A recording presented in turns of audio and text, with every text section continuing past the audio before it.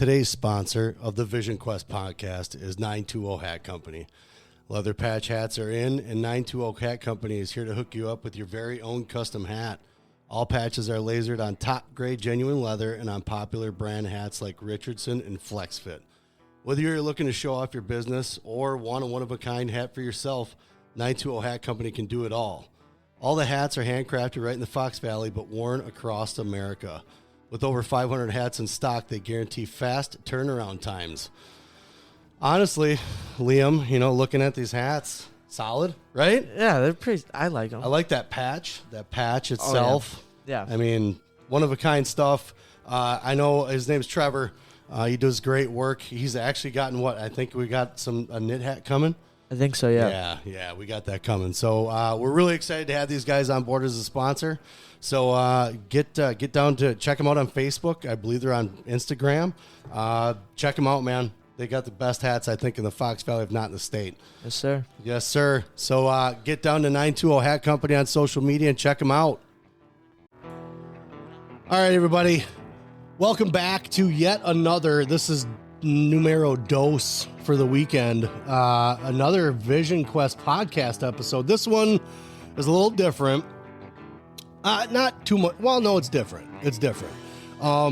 This is CJ Vroman. CJ is not only the owner, but he's also a coach and a trainer at a place called First There Training Facility. That is down in, what town is that again, CJ? Where is that? Twin Lakes, Wisconsin. Twin Lakes, that's right. So you're down like what, Kenosha, Racine, all that stuff down there? Right on the Illinois border?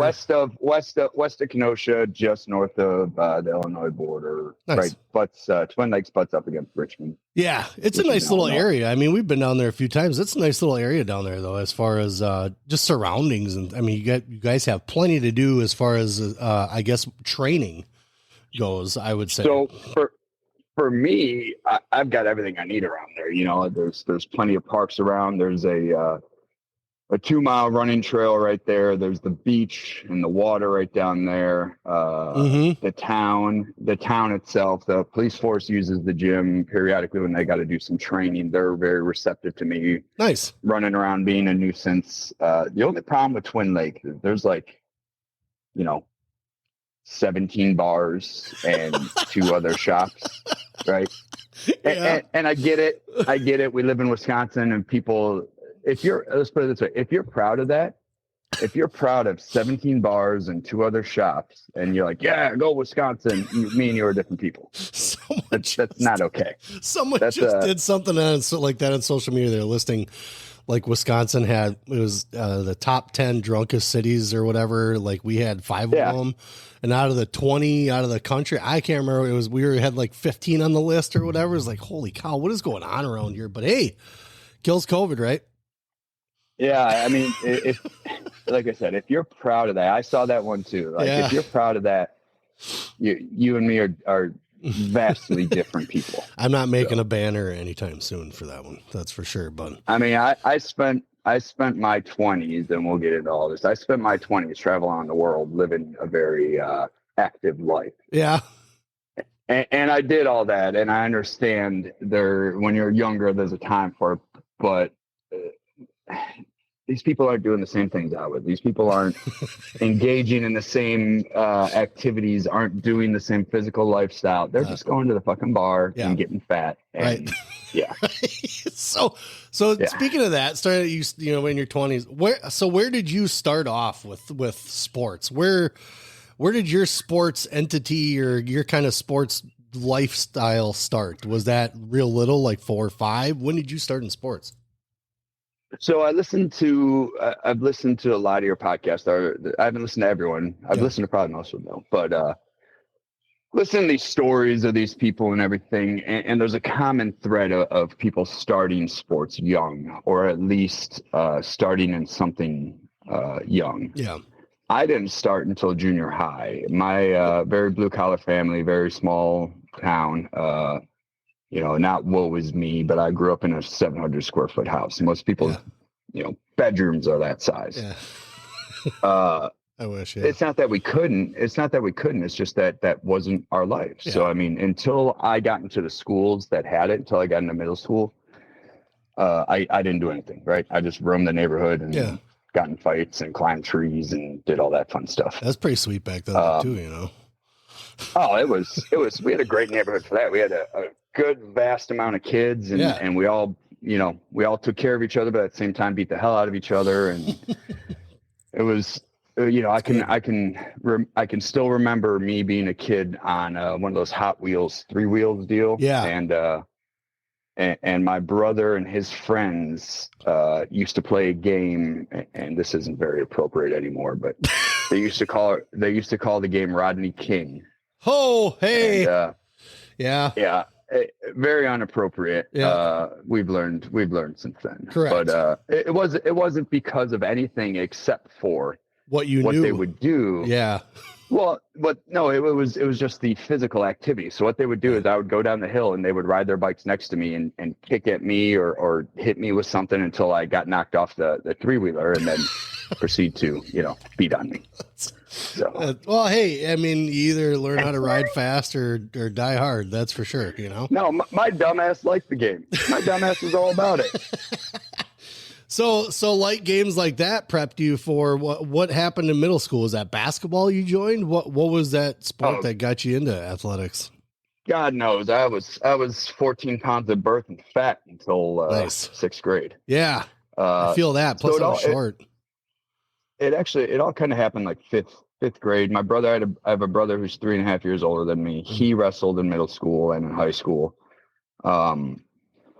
Was never, you know, was your average varsity wrestler, and then was on some very good teams, had some very good people. We went to McHenry High School. Okay. So yep.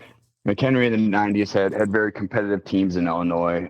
We never won a team state, but they're always deep in the sectionals and then or in the team state and then knocked out. But he wrestled. So I got into my 5th grade year, the summer between 5th and 6th grade. I got tired of being short and fat. And I tell this story at times. I decided I was going to do something, and I started running every day. I knew I was going to wrestle. I was like, my brother wrestles, I'm going to wrestle. Yeah. And I started running every day, and my dad got an old weight bench and concrete weights and all that.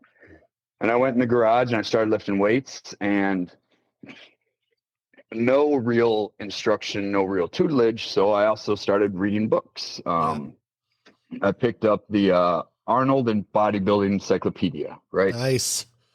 And that was my go-to for movements, right? Like, oh, how do I do this? How do I work that? Yeah.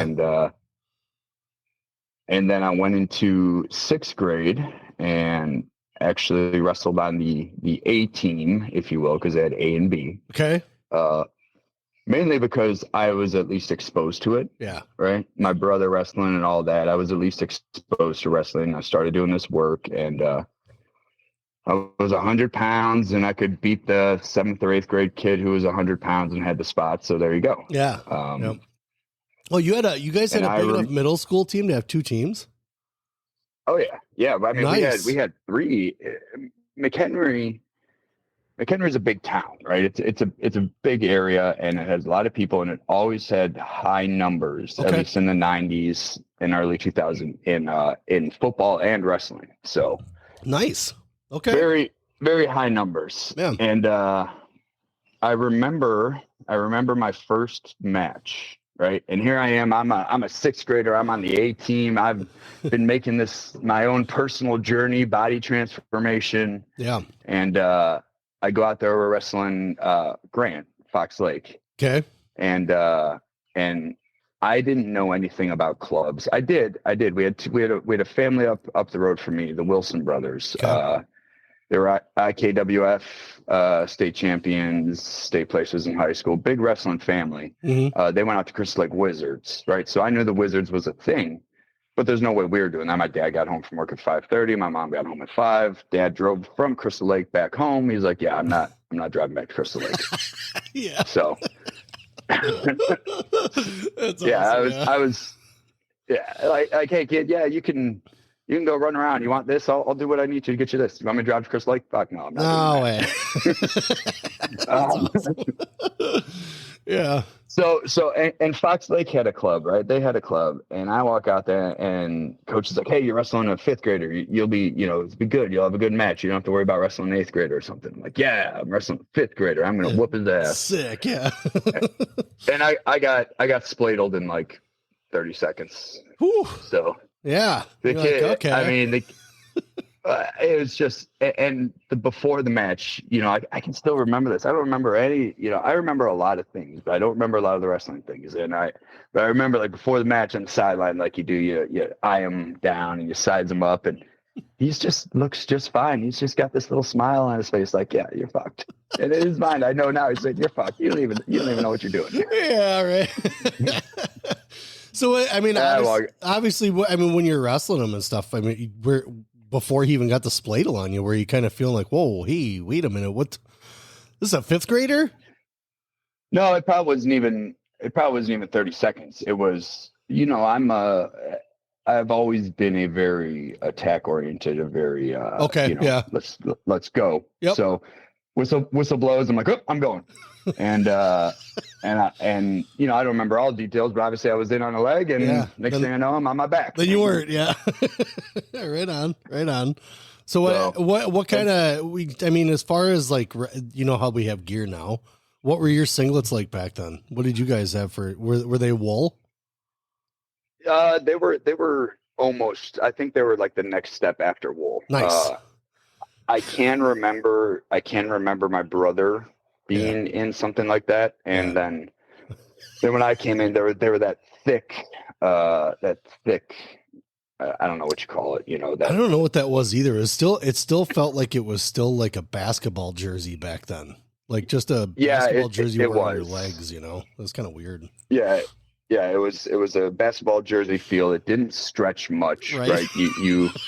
You put it on, and it generally had the sagging neckline and all that. You're like, some wrestling. Somebody too big wore this once, and now it's never going back. Never going back again. Yeah.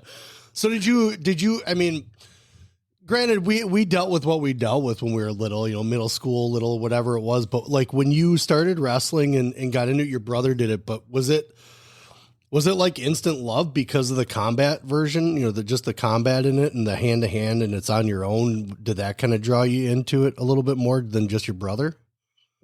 So looking back at it, yes, looking back at it and doing all that I've done now, I've made that correlation that what I love about the sport. Yeah.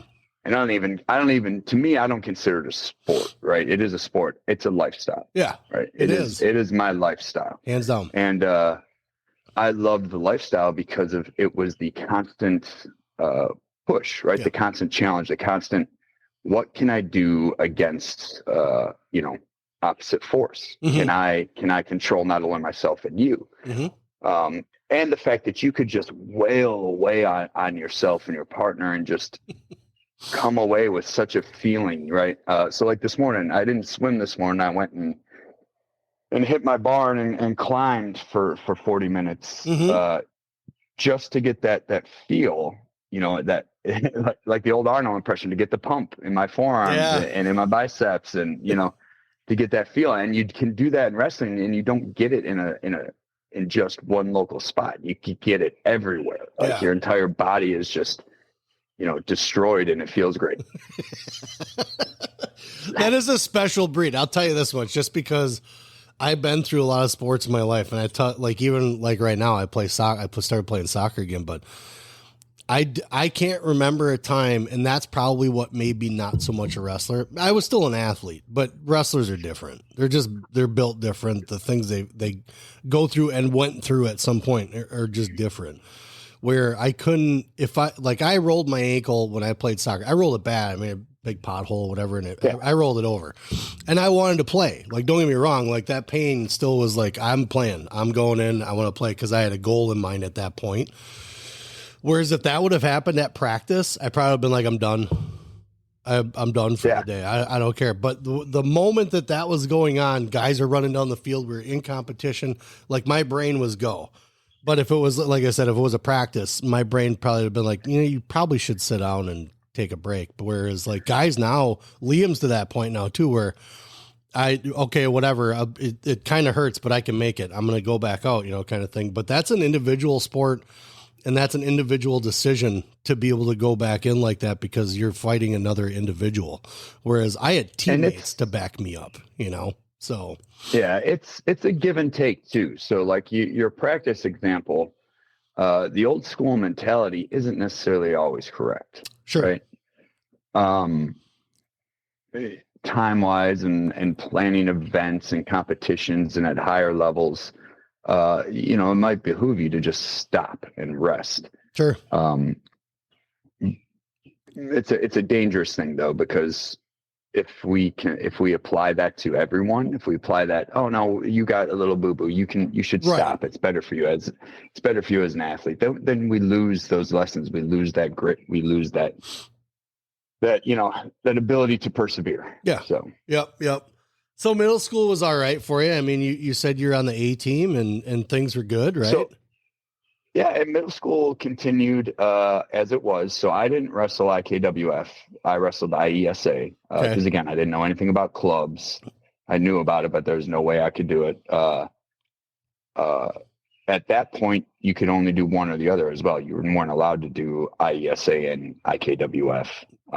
Illinois is funky. I don't necessarily understand it. Yeah.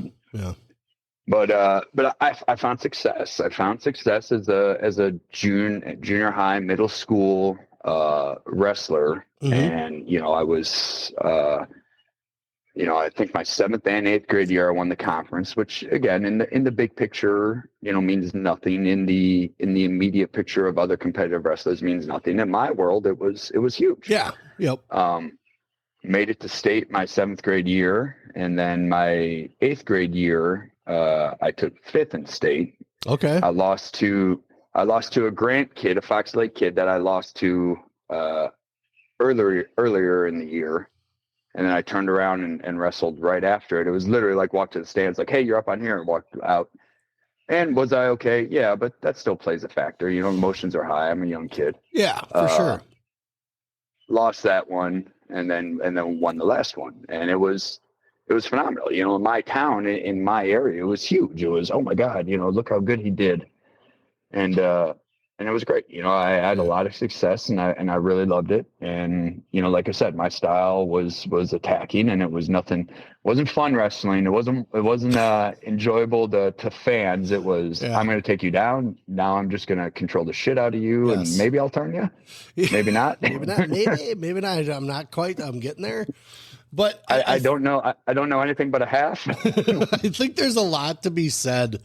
Like you were saying, in the grand scheme of things, did the win matter? I mean, obviously we tell kids all the time, don't worry about the W's and L's, worry about the progress, right? And it's easier said than done for us as the person that's seeing them go through that and knowing that that's really what it is about.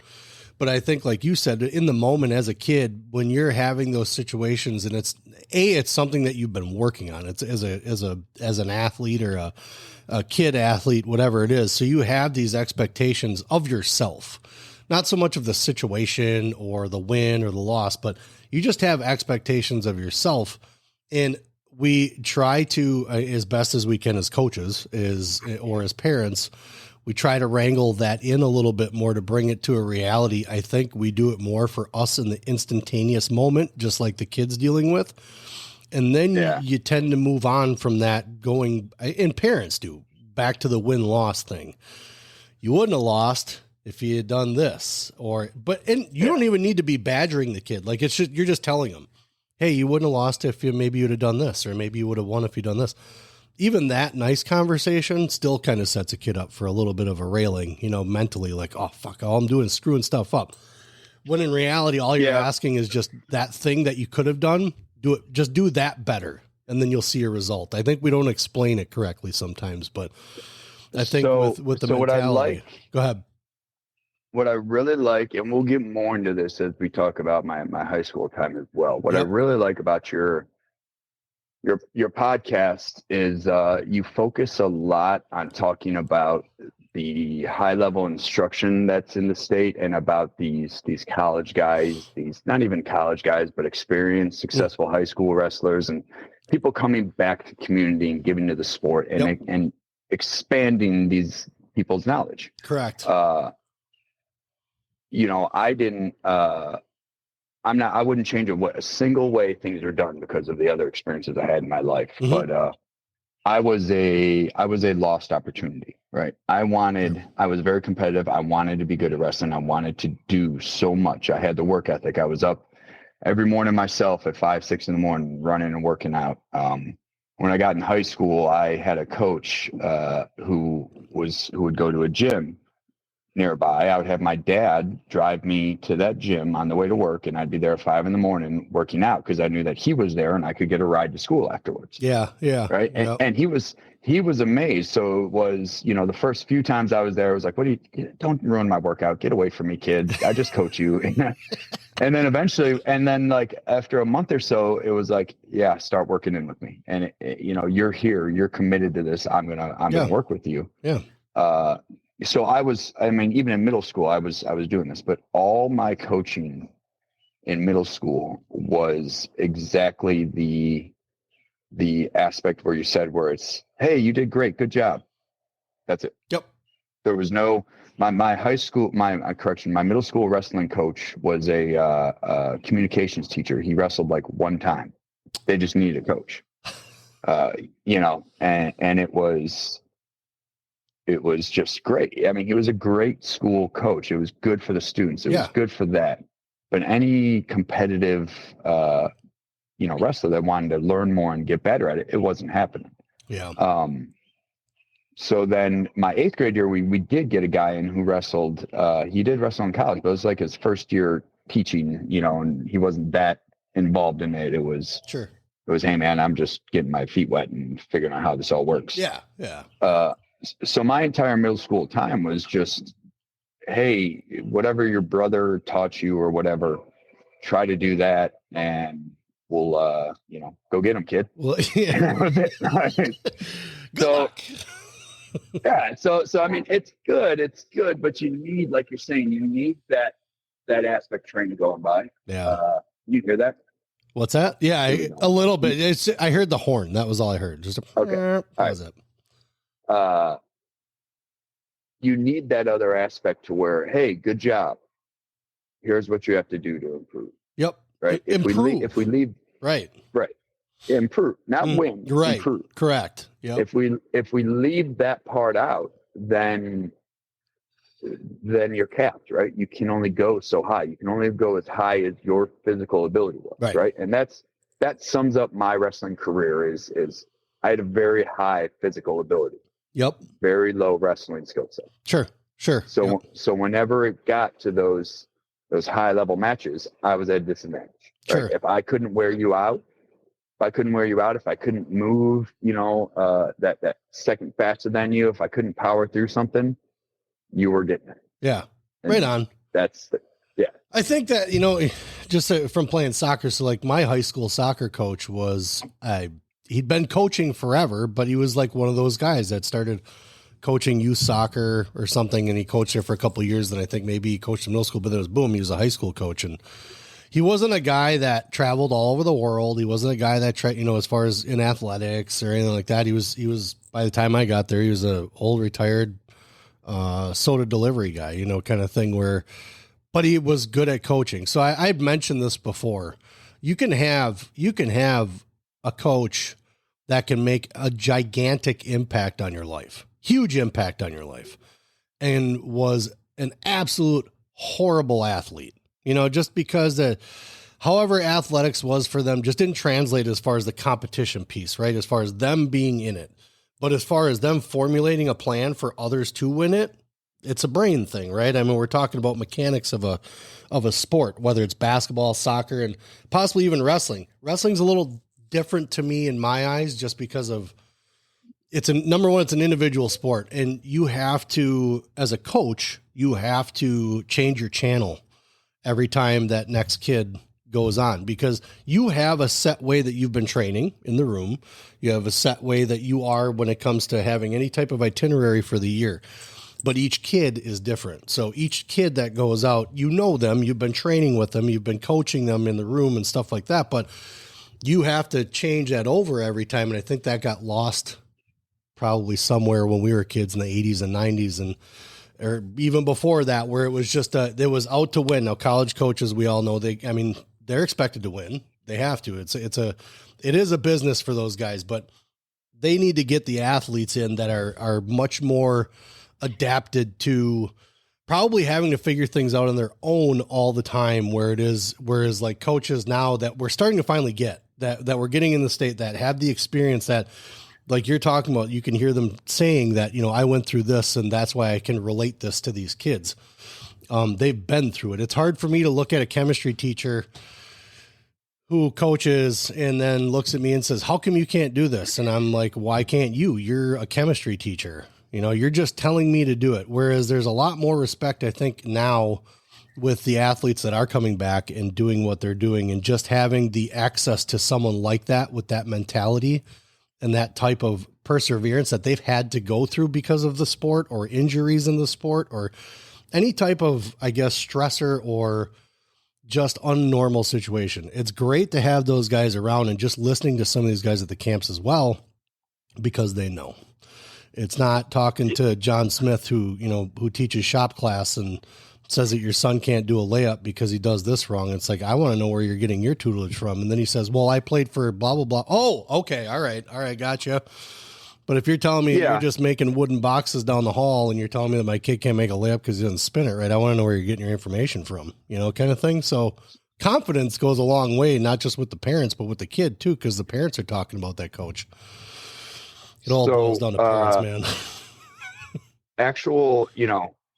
Actual instruction, actual coaching is a very hard and very fine art, right? Most people, you got to be able to draw the line between, not like saying a hard line, like you can only do one of those, saying you got to understand the difference between a coach, right?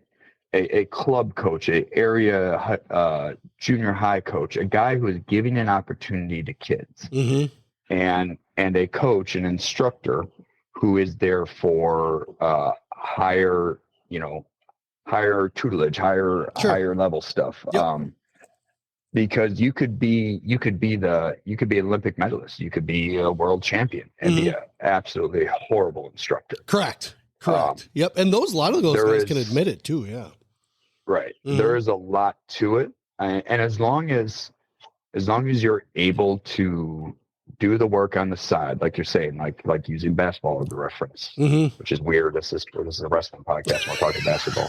I think it's because we never want to insult wrestling in any way. Right. Never. Not at all. Well, I'm probably going to get lambasted for saying like a teacher being a coach is a bad idea kind of thing. But it's like, unless that teacher has the experience, why are they coaching? No, you're absolutely not wrong. People don't want to admit that a teacher being a coach is a great thing if that's all you're looking for is for someone to introduce the kids to the sport and give them an opportunity. Correct. Absolutely. Yep.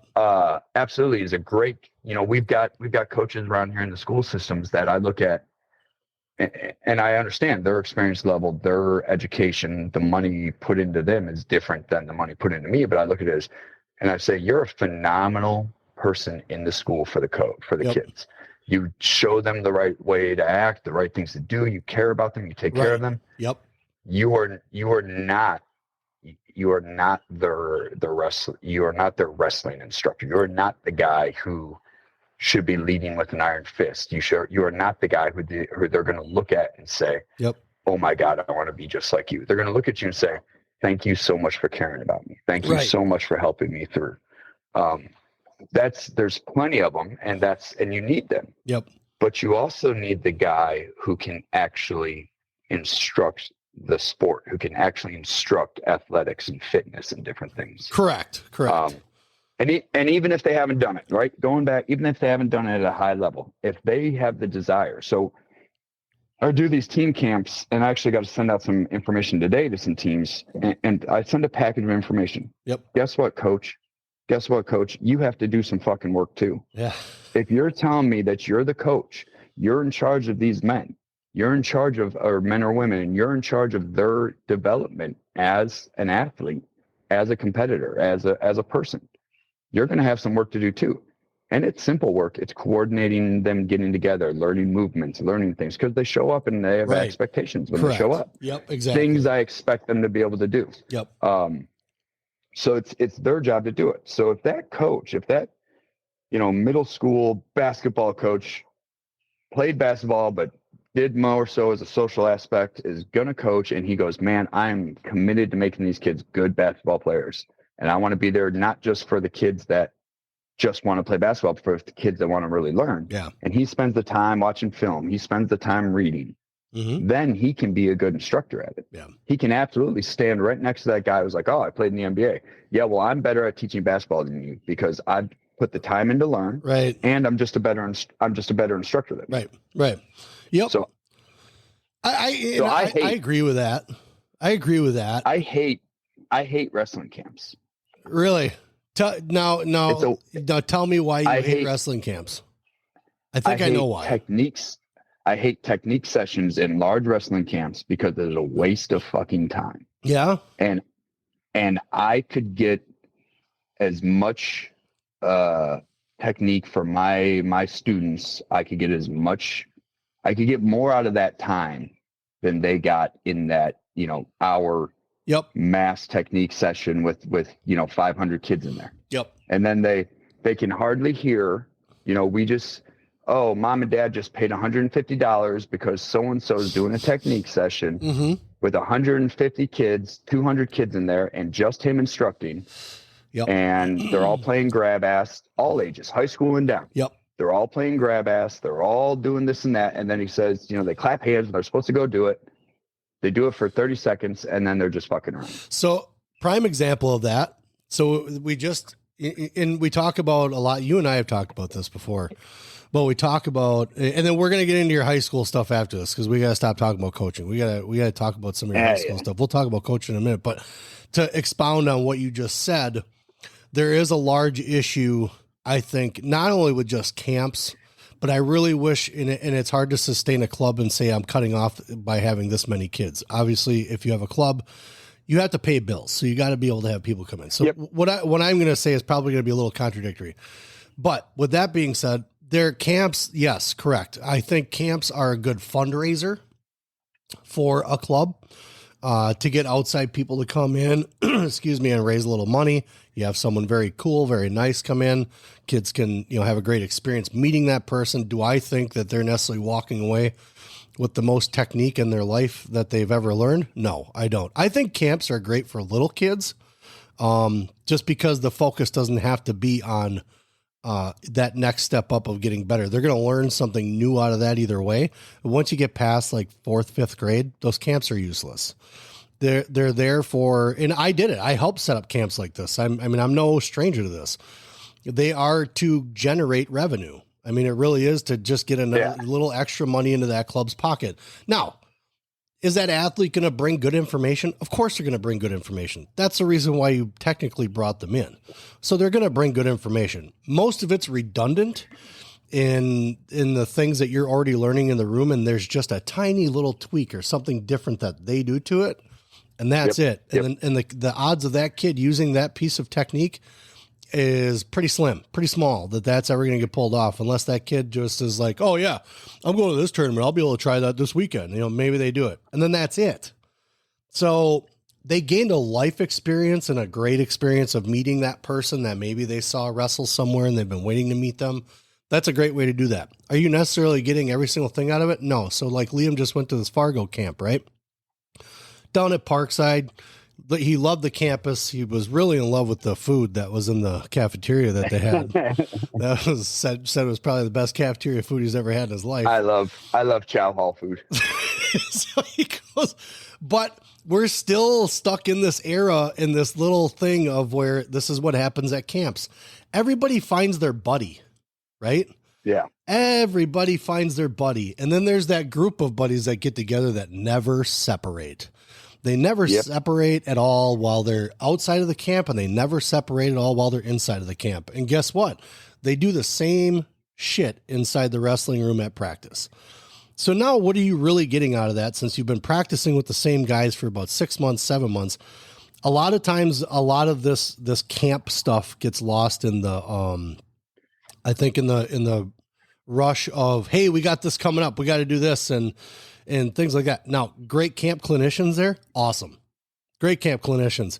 But to me, it was better for them to be clinicians because my kid got in front of them because they're college coaches. That's it. The technique, he said, was good. He said they taught a couple different things that were just kind of unique, but otherwise it was a lot of it's the same. And a lot of what these guys do needs to be repetition anyways. But it's a Fargo one. So it was kind of like the first one that he's done. It was, whatever it cost, but to me, there's nothing productive that gets done at those anyways, because it's always everybody with their buddy and it's everybody with their group of buddies and nothing gets accomplished. Yeah. So, two things though. And like we just came back from the ISI camp with the BAM guys and I understand, and I still do it, even though I say I hate camps. Like, I understand the reason for doing it. And people are going to listen to this that don't know me and be like, this guy's he's fake. There's no way he's like this, but you know me and anybody who met me, like, no, this is the way I operate. Yeah. It's quite interesting being my children and my family. Yeah. I acknowledge these things and I said, the social aspect of it was great. They had a good time. They ran around with their buddies.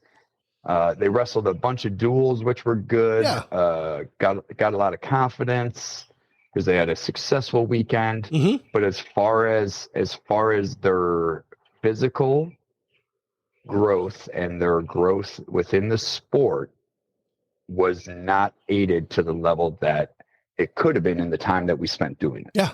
For sure. And that's why I say, like, I acknowledge, when we still do them, but I'm going to look at it and say, yep, we did not, get as good as we could have. That Parkside camp, though, I think, looking at it, I would think that one would be good because I know, and I'm a little biased to the area, but Nick runs a great program. Nick does really do good about it. Yep. And getting after it. And I know there's plenty of other instructors floating around that room. Mm-hmm. But like you said, if Liam just grabbed his usual buddy mm-hmm. and wrestled with him, well, that's a lost opportunity. That makes it less advantageous than it could have been. And that's kind of where we're different, and that's how we're built, because we've seen this before. And so I've stressed to Liam, stop finding guys you always wrestle. Stop. And Liam's a grinder. Liam's always, it doesn't matter if he's in, if it's practice, and a lot of times when they do sparring, when they do sparring in the wrestling room, he's still kind of going hard, but he's learning, certain guys have injuries, things like that. He's learning those ropes, but he has that in sight. And everybody, anytime that he tries to go and pick new guys, it's nope, I got this guy over here. And then he watches them wrestle and they wrestle half-assed. It happens all the time. Yeah. And that's the kind of the progression of what happens, especially with a lot of these, rooms and camps. So, the camps you just don't grow because you're trying to branch out and get a different feel. He wrestled a bunch of the coaches and stuff, but it's not just Liam, it's other kids too. And they're going to grow and they can't grow because everybody's got their little buddy pad that's over here and we're going to hang out and talk about our girlfriends and shit. So the camps are great. And Nick's camp, as far as, like I said, the clinicians that were there were awesome. I mean, there had to have been something learned because Doug Schwab was in there sweating, like he always is. Yeah. So you learn something out of that, but it's like trying to bounce ideas off of guys. You can't do it because they all stick within each other and that's kind of it's a disease. I call it a disease. It is, and it's a social thing too because they're still young and haven't overcome that yet. Yeah. Maturity and stuff like that. But the camp itself, because it was a Fargo one, obviously we don't send them to a ton because we do one-on-ones. And that's kind of where I was kind of driving towards it more is the camps are great. Maybe if it's a clinician they haven't seen, but man, you should be finding a guy that's in the area that's one of the better guys and just doing one-on-ones with them. Because that's where you're going to learn the most. You get the individualized, kind of meetup. No, okay, enough about coaching. We got to talk about your high school stuff, man. So when you got into, you were doing all right, middle school and stuff like that. But going into high school, what was your freshman year like? That transition, was that kind of a holy shit moment for you, or what was that like? So going into high school was neat. My brother graduated that year that I went to high school, so I didn't get to I didn't get to wrestle with him, but like all the buddies and all the people that I've been growing up with were, you know, not all of them obviously, but a good portion of them were still on the team, right? Yeah. So it was neat. And I came in as a freshman, and again, we had enough people. We had a full freshman team with guys that didn't get to wrestle because we had too many people. We had a full JV team. We had a full varsity lineup. Yep. So it was a very productive space. Okay. Like I said, though, quick side note, going back to it, we didn't have we had one actual like wrestler who wanted to do complete things for the program, but we'll get into that. Yeah. So I'm a freshman, and you know, I'm looking up and down the lineup, and there's a spot at 130 that I could fill a varsity role. Mm-hmm. I'm weighing 140 at this point. Okay. And me being a young kid, and again, no real instruction on any of this, I'm like, yeah, I can do 130. Yeah. I can do it. And I wrestle. So the season starts, and I wrestle like one or two on the freshman level. Yeah. And it's just murder. Because you know, basic. I don't know if they were kids who never wrestled before or what, but it was you know. Okay, and after that, I was like, yeah, I gotta move up, you know. Yeah. The one coach was like, hey, we're gonna pull you up to JV, and I was like, hey, I'm gonna, you know, wrestle off for varsity. Yeah. And they're like, where? It was like 130. Like, okay. And because I couldn't do 35, I couldn't do 40, I couldn't beat the kids that were there, or 45, but it was 130. I was like, I can fit in there. I can do that. And I wrestled off, and this was right before the Dvorak. Yep. Dvorak, yeah. And McHenry was still in that tournament at this point because, like I said, in the 90s and early 2000s, we had really good teams. Mm-hmm. And I'm like, hey, I can do it. And I got the 130 spot. I'm still weighing about 140.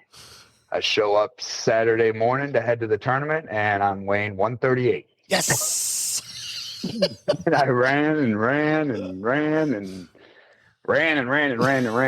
we the wrestling room was in the basement right by the boilers. Yeah. So there was a big hallway down there, and it was hot as fuck, and nice. I'm layered up and running, and I make it. I drop 8 pounds, and holy shit.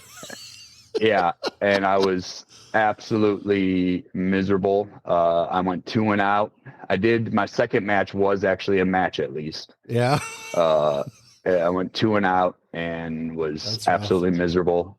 Then I had to sit there, you know, old school high school tournaments. I had to sit there until, you know, 9, 10 o'clock at night. Yeah, man. You get to watch everybody else do stuff. You get to watch everybody else do shit while you sit in the bleachers, man. Yeah. And then I was like, okay, well, now that I've hovered right around 135, and I would bounce between JV and varsity, but they would give me time. They did do good after that. They would give me time. They're like, hey, we're going to put you on varsity for the lineup this week. You know, drop the weight. Like, okay, cool. Now I understood. Yeah. And I bounced between those two. And then come the end of the year, I just did the fresh soft conference, or the JV conference. Well, I can't remember what it was at this point, but you know, just because I was still a freshman, and won that, and was like, yeah, there goes, you know, that was awesome. And we had a very competitive football program at that time as well. So same deal. Never won a state championship, but was always in the semis or right before it. I mean, all the like 92 through 2010 or something. I was long gone by then, but maybe it was like 8 or 4. Okay. Mike Knoll, he's in Richmond right now. I mean, we were conference champions, you know, undefeated seasons, deep into the playoffs, but it's hard to win the playoffs when eventually you run into all those, you know, Chicago teams, and, you know. Yeah. So like my brother played against Donovan McNabb. I played against other guys in the NFL, these Mount Carmels of the world. When it comes to football, it just doesn't. Eventually it runs out. Yeah.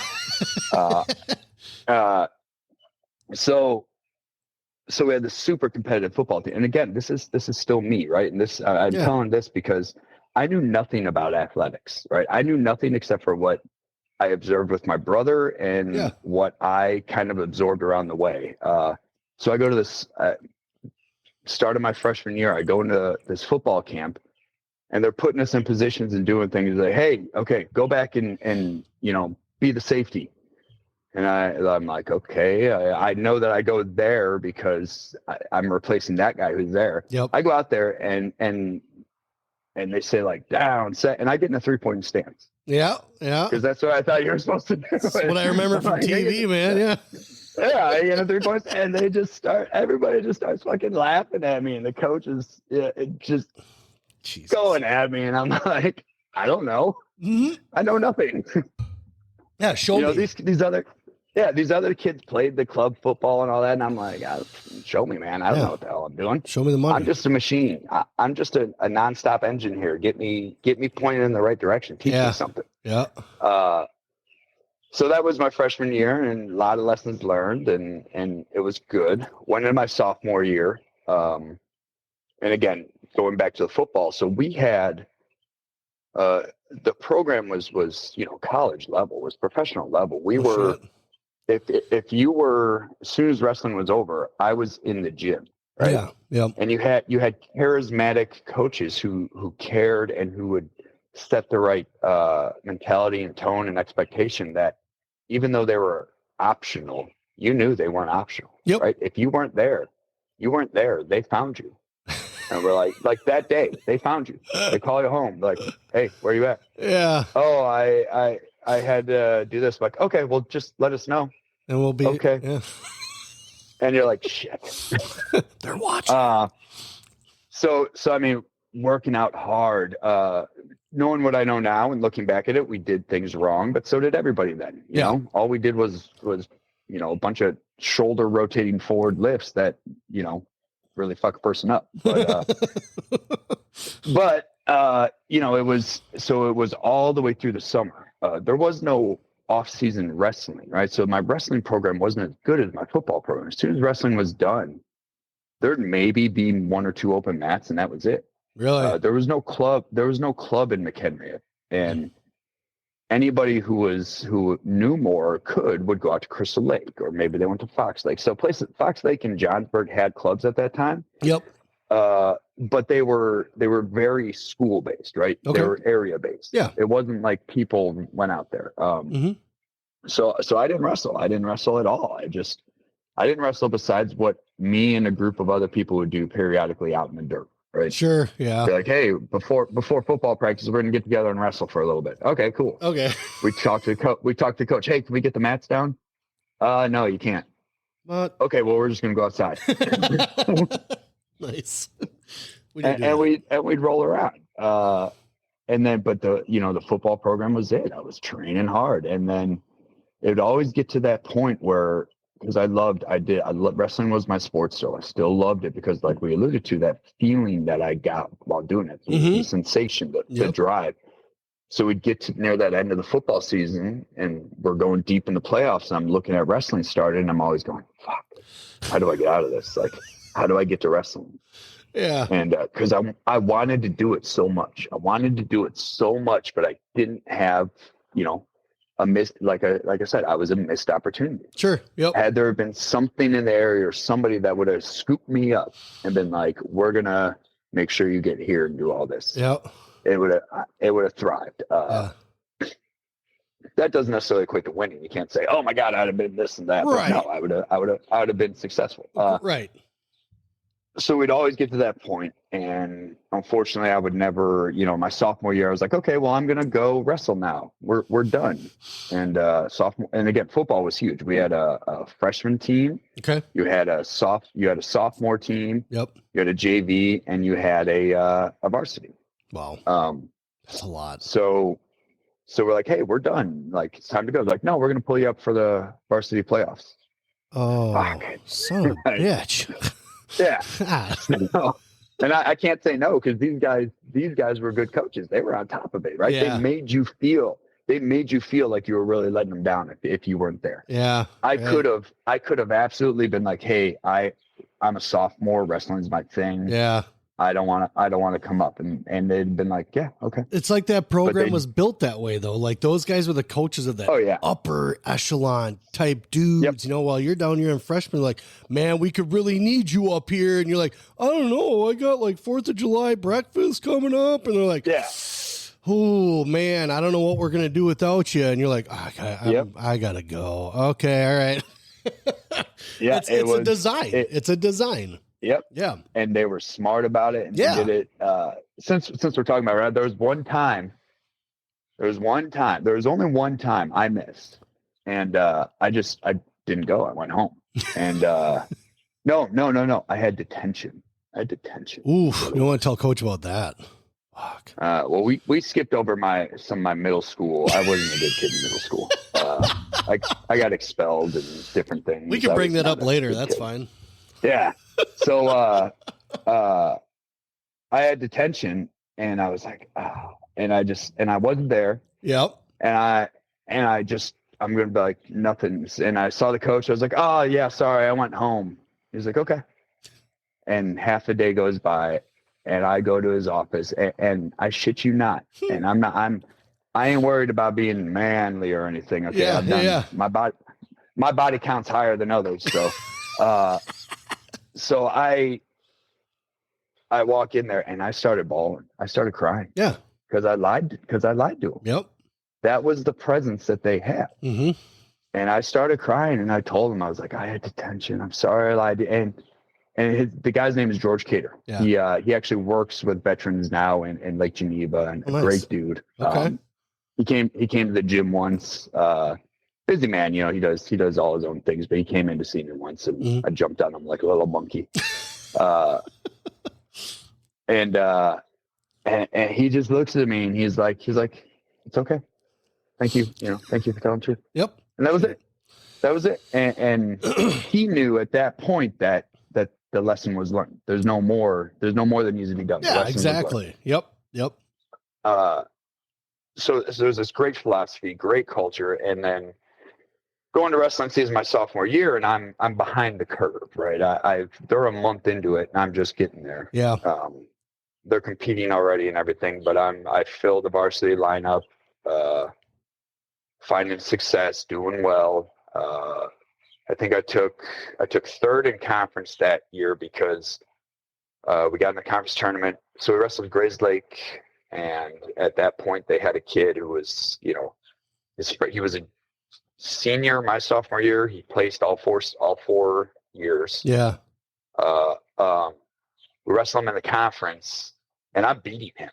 I'm winning, right? Yeah. Because he didn't train like I did. Okay. Right? Okay. My motor was going. I did not stop. Mm-hmm. And I'm going, and I don't remember the exact score, but I'm beating him. And it goes back to the amount of time spent on skill. Yeah. And the amount of time actually spent on the mat. Mm-hmm. Right. And he fucking spladles me. Not again. Again. Shit.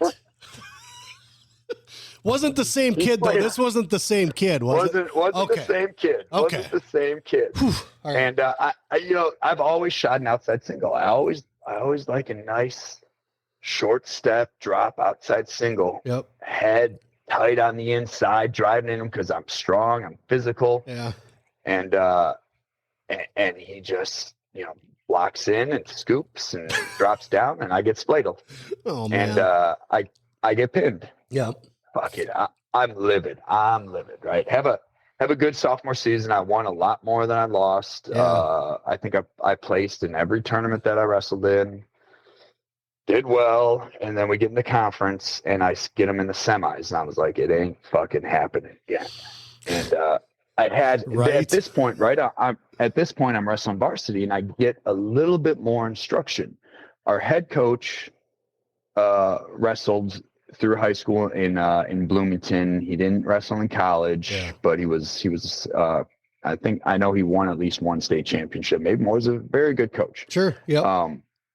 But he was still engaged at that point, so he was more helpful. And I don't blame him for what we'll talk about later, but he was still helpful. And then our assistant coach, Brian Wilson, Mr. Wilson was his name. The Wilson brothers, the ones that lived by me, his children, he had wrestle, and the Beach Boys. Yeah. No, Brian Wilson. So his boys, he had wrestled for the Wizards and all that. He had never wrestled, right? Okay. But he acknowledged what wrestling could do for a kid and what wrestling could do for his children. Yeah. So he educated himself, and he was a good instructor. So he provided a lot more of the, hey, you know, he's going to do this, try to do this, try to do that. Yeah. Right. And I totally changed up my game and was more reserved when I wrestled him again. And I still lost, but I didn't get pinned. It was all 3 periods, and I had him on the back leg. You know, I had him, you know, careening to beat me, as opposed to just, you know, knowing the first time. I guarantee in his mind he felt 100% confident. Yeah, because he's like, yeah, this kid's an animal. He's beating the shit out of me, but I'm just gonna catch him here and I'll be fine. The second time, I could tell, like, it was like, oh shit, I'm actually gonna lose. Yeah, and he bit me, but you know, me being a hardened individual, I didn't say anything about it. I was like, you fucking pussy, you bite me. What the hell are you gonna do? Like, right? That's not okay. And I lost, and then I took third. Regionals, we were in the same regionals. I lost to him again. No, I didn't. What did I do in regional? I don't know what I did. I don't know you did in regional. But I know I made it to sectionals, and our sectionals was in DeKalb, right? Our sectionals was, you made it out of our sectionals, your place in the state. Okay. Every year it was like that. Obviously, there's weight classes where that doesn't apply, but you know, for the most part. And that was it, right? I lost in sectionals, and sophomore year was successful, and I wanted to wrestle more. Yeah. Like, I want to wrestle. I want to learn this. But like we talked about, I roll right into football. As soon as wrestling's done, they're knocking on the door like, hey, you know, you're going to be starting next year on the varsity. You're going to be in there. We need you. We need you to get in here. God. Yeah, it's like pack of wolves, man. But it was phenomenal. Yeah, it was great. And I wish now that I'm doing, you know, the wrestling and I'm engulfed myself more in that world. I'm like, man, I look at every wrestling program, like, they need to figure out how to be like that. Yeah. Right. But wrestling's a different sport too. It's hard to do that. I think they could do the wrestling stuff in the off season. You know what I'm saying? Like leading up to leading up to their training, I guess, for lack of a better term, and not compete. You know, like if I were a football coach, like with your club, I'd be a football coach. I'd be hooking up with someone like you a month or two before our practices start, before our lifting starts, things like that. Just because, like you said, it's a different beast. I mean, you watch kids come in from football season into the wrestling room after they're done with football, they're dying. Oh yeah, they're dead. The conditioning is nowhere near the same. Football's a stop and go game. It is where wrestling is. It is, but I always thought, like, because growing up as a kid, because I played soccer, but growing up as a kid, you see these guys all lifting weights and getting all bulked up and acting all, you know, Mr. Universe coming out of there kind of thing. You think that they're just killing themselves, right? Just the way that they were built and the way that they came out, and then they played football, and you're like, wow, those guys really spent a lot of time in there. But then now, as an adult and seeing that, I'm like, I didn't realize the difference. Like, I didn't know anything about nothing about training. I was a soccer dude. I cared about my legs and I cared about my lungs. I didn't care about this, none of that.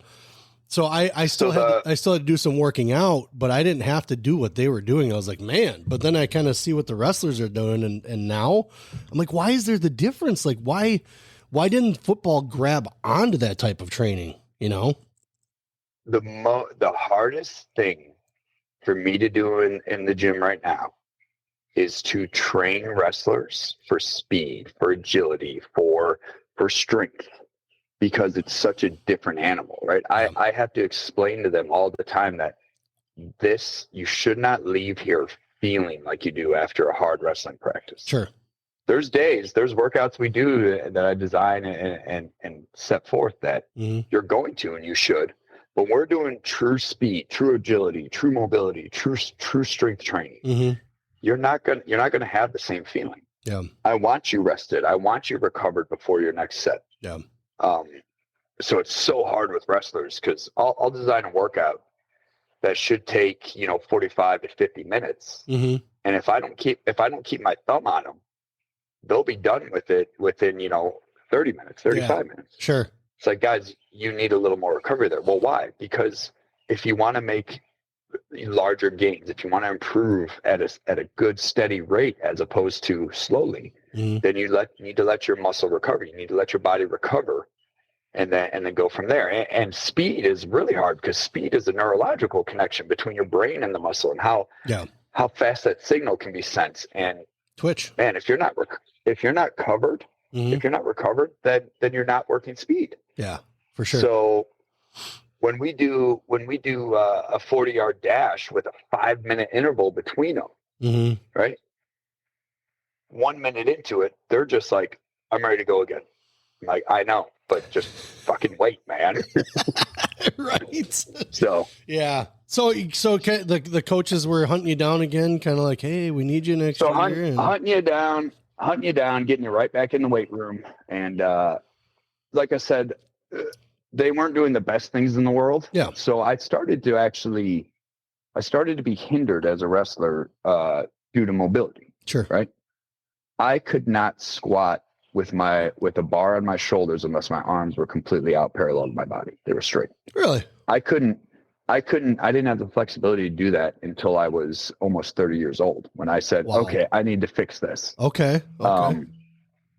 So, and we'll get more into why I even got worse, but it was, one day the coach did look at me, and this is Coach Knoll. This is the only failure I put on him. Right. One day he looked at me and he said, you'd be a better wrestler if you worked on your flexibility. And that was it. that was it. At least he did something. Yeah. At least he did something, but that was it. There's no, hey, go read this, do this movement, do that. I'd have done it. I'd have been like, I can look at this and say, well, he did say something, I should have done it. Yeah. But had he have given me a band and been like, do this, I'd be like, okay, I'm going to go buy a band and I'm going to do this every day. Yeah. Right. Because that was my mentality. I was very self-sufficient, right? I would get up and train. I would get up and go do the things. Okay. But I also needed to be led, because I wouldn't get out of what I knew. Sure. Or what I knew I could do. So I did find this was somewhere around this time, right? Because I wanted to be a better wrestler, and I couldn't go and do these things. Yeah. I found the Encyclopedia of Wrestling Conditioning. Okay. Right. Okay. It was written in the 70s. Okay. Right. By Dan Gable by chance? No? He's in it. It wasn't by Dan Gable. I could go grab it, see the name. I can't believe I can't remember the name right now. But regardless, shut up, Pippin. Little Chihuahua dog. Yeah. Thinking he's tough. Yeah, I'll do you. So very super informative book, great book. Yeah. And it was all geared towards wrestling. And I was like, yes, this is what I was looking for. Yeah. And lots of similar motions and movements that we still use today. Yeah.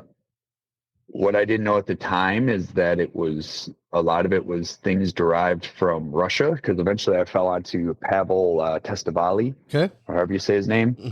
He's the guy that brought kettlebells. It was, his claim is he brought kettlebells to America and whatnot, and all this.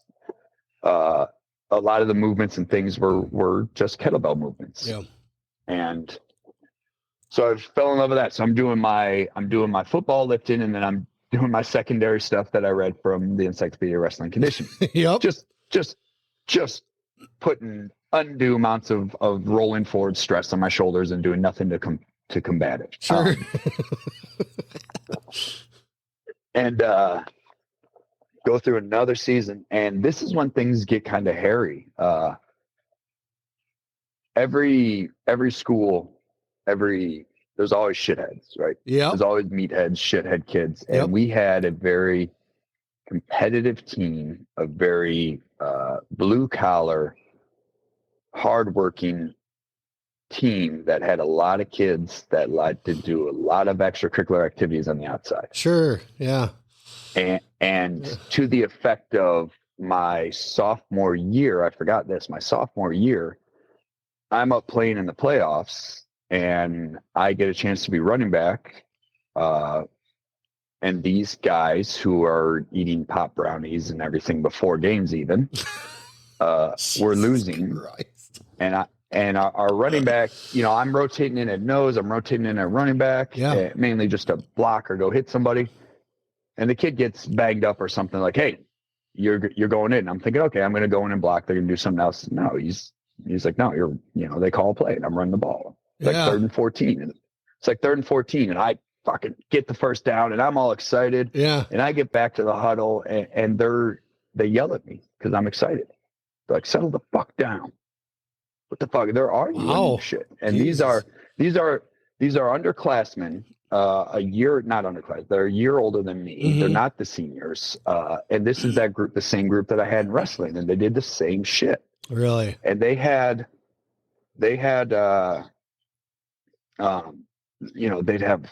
get-togethers and parties before duels and things, and wow. Other sophomores would be there as well, and and then we go out and we smoke this other team, and it's like, guys, what the fuck? So we go, sophomore year goes by, we go into my junior year, and football coaches are still, great, and they keep me involved. And I love wrestling. All I want to do is wrestle, but I'm like, I don't want to wrestle with these guys. Yep. I want to do so much better. I want to do so much more. Mm-hmm. And they're just a cancer. Mm-hmm. But of course, because I love the sport, I was going to do it. I wrestled. Junior year, same thing. At this point, we're kicked out of the Dvorak because of that group going in and destroying their gymnastics room. Right? Oh, so my God. Am I surprised? No, I'm not totally surprised. I'm not surprised. Okay. Yeah. So here's my McHenry, team that's been in Dvorak, been a competitive group, and we get kicked out of it. So Jesus. Yeah, good job, guys. Yeah, high five. And I'm not necessarily trying to talk ill about all of these guys. They've actually all gone on and done great things. I mean, people. At the time, it's kind of disturbing. Right. Yeah. So going to my junior year and starting late again because of football, and junior year was a lot like sophomore year. I was conference champion that year. So it was like a step up, right? Yeah. Once that Grays Lake kid was gone. Progress. Yeah. Ladling me. Regional champion as well, and then going to sectional, like I said, super competitive sectional, and I think I lost the 3rd place match. I know I lost. I can't remember where. Yeah. But again, a successful year, right? So for my skill set, my ability, with no real off-season work, only thing I did in the off-season was train my body. Sure. Right? I didn't do any wrestling besides sporadic here or there when we could. Yep. So whenever it would get to that sectional time frame, I would lose to the kids that were wrestling year round. Okay. There were less of them then, right? There were less of them then in the late 90s and early 2000s than there are now, but they're still out there. Mm-hmm. So junior year was pretty straightforward, besides the little drama of being frustrated with my team and all that. Yeah. But now those guys are gone, right? They're seniors. Now these guys are gone. I'm like, yeah, this is it. Senior year. This is going to be the year. Yeah. And I actually, season ends, go right into football, and, having a lot of fun, getting really strong, really big. And I actually went to my parents and said, hey, and I had a friend who he actually initiated it. Mm-hmm. He's like, hey, I'm going to this camp in Madison, and I'm going to this camp in Iowa. And I was like, I want to go. You can go to wrestling camps? Yeah. You can. So I go to my parents, and I should have done this earlier. They probably would have said yes. Yeah. I go to my parents, like, hey, here's this information on this camp. And again, this isn't coming from the coaches. Right. This isn't coming from, this is us having to find it and do it. Correct. Because we had great school coaches. They were there for us. They made sure, we were being raised right and we're good, productive people, but they weren't improving us as athletes. Sure. Yep. And this all came from him. And I go to my parents like, hey, I want to go to these camps. They're like, sure, not a problem. Nice. I was kind of like, what the fuck? What the fuck, man? Shit. Why was I doing this before? Yeah. And I go to my football coaches and say, hey, I'm going to miss these events. Going to be at this camp. They're like, okay, what the fuck? Yeah. Yeah. Why wasn't I doing this? Yeah. It was like that for us too. Is it like that soccer coach I had? He was a great coach. I mean, there was nothing wrong with Gunther Engelman. I'm sure he's passing on by now, but he was a great coach. I mean, he taught us morally what it was to be an athlete and a teammate. You know, he still taught us something. Yeah. I mean, he may not have had all the world-class skills and drills and stuff like that, but like you're saying, to their credit, they taught you how to be good human beings and how to be a decent teammate. You know, they knew what it was like to be a decent teammate. So, yeah. Yeah. Yeah. So I go to these camps and it was awesome. All right. I loved every minute. I stayed, it was 2 camps. It was like a takedown camp and then a top bottom camp with a day in between. I stayed the day in between. Barry Davis and all the wrestlers took us to a water park up in Madison the day between. It was nice. It was awesome. I loved it. The Davis days. Yeah. And then I went to the Iowa camp and, you know, it was even better because now, when the Wisconsin camp, we were kind of led right in the morning. Yep. I did the same camp there and okay. And get you out of the room and stuff. And, correct. The Iowa camp, they just kind of let you be, right? Mm-hmm. I think it's the same Iowa camp that's going on still today. I'm not 100% sure because I don't remember too much from it, but I remember just thinking it was awesome because they just kind of let you be. Was it a small group? But I remember a small group of kids. It was. I can't remember. I know it wasn't huge. Right. Maybe 100, maybe 100 kids, maybe 150, something like that. Yep. Yeah. Yep. Right on. And I still remember the one day, right? I didn't get up. My 2 buddies who were there with me didn't bother coming and knocking on the door and waking me up because I had a room to myself. I somehow had a room to myself. Yeah. So I didn't get up. And I wake up and I'm like, oh my God, I'm dead. Like these guys are gonna kill me. Yep. No, it's your loss. I grab my shit and I'm running and I come in and I slide right in and nobody says anything. Nope. And just like you said, right? And to me, I'm going, oh my God, I guess they didn't notice. But no, it was like they did. Yeah. I'm sure they noticed. It's just your loss, man. It's your loss. You weren't here. Yeah. Yeah. So I think that's important. I think especially because, like you said, you were pretty self-sufficient as far as how you kept yourself and like your schedule, whatever it was. You were mind framed enough where you could say, "I'm going to do this," and you do it. It's just forgot to wake up one time. That's all. I mean, it was a fluke. It was definitely a fluke for me. Like, and I remember that camp was my first time. Right. So here I am, 17 years old. Yeah. My first time ever doing Greco. Oh, shit. Yeah. Now we're going to get deep here. Yeah. Because they're going all through it. And I'm like, I don't even, what the hell is this? What is this shit? I didn't have a partner. I was lucky to where the other 2 guys I went with, they're the same size. They were partnering together. Okay. I was lucky that I had to go find a partner. Like we were talking about. I had to find someone. Yeah. And I find this dude he's going to be a senior too. He's already talking with schools and stuff, and he does Greco. Uh-huh. And he suplexed me like 5 times, and I had no fucking. Like, they show you and they tell you like, okay, partner, make sure you do this and that. They were good about it, so I was doing it. I was safe, and I was like, this is fucking crazy, man. And you knew what it was. Like, obviously you knew, you know, watching wrestling and stuff, you understood what a suplex was. Yeah. But to actually do it, I was like, whoa, this is awesome. I couldn't suplex him. I didn't have the mobility. Right. I didn't have the flexibility. So like I'd try and I'd get halfway and just fall over. Yeah. And like, well, I guess that's a suplex, but it's not the same as what you're doing. Yeah. Right. And it was an awesome experience, and I loved it. And going back to like we talked about camps, that's part of the reason why I like taking my boys and doing them. So they get that experience, even if instructional wise it's not that good. I go into my senior year, football season goes well. It's a normal thing, but we actually got knocked out earlier that year. Oh boy.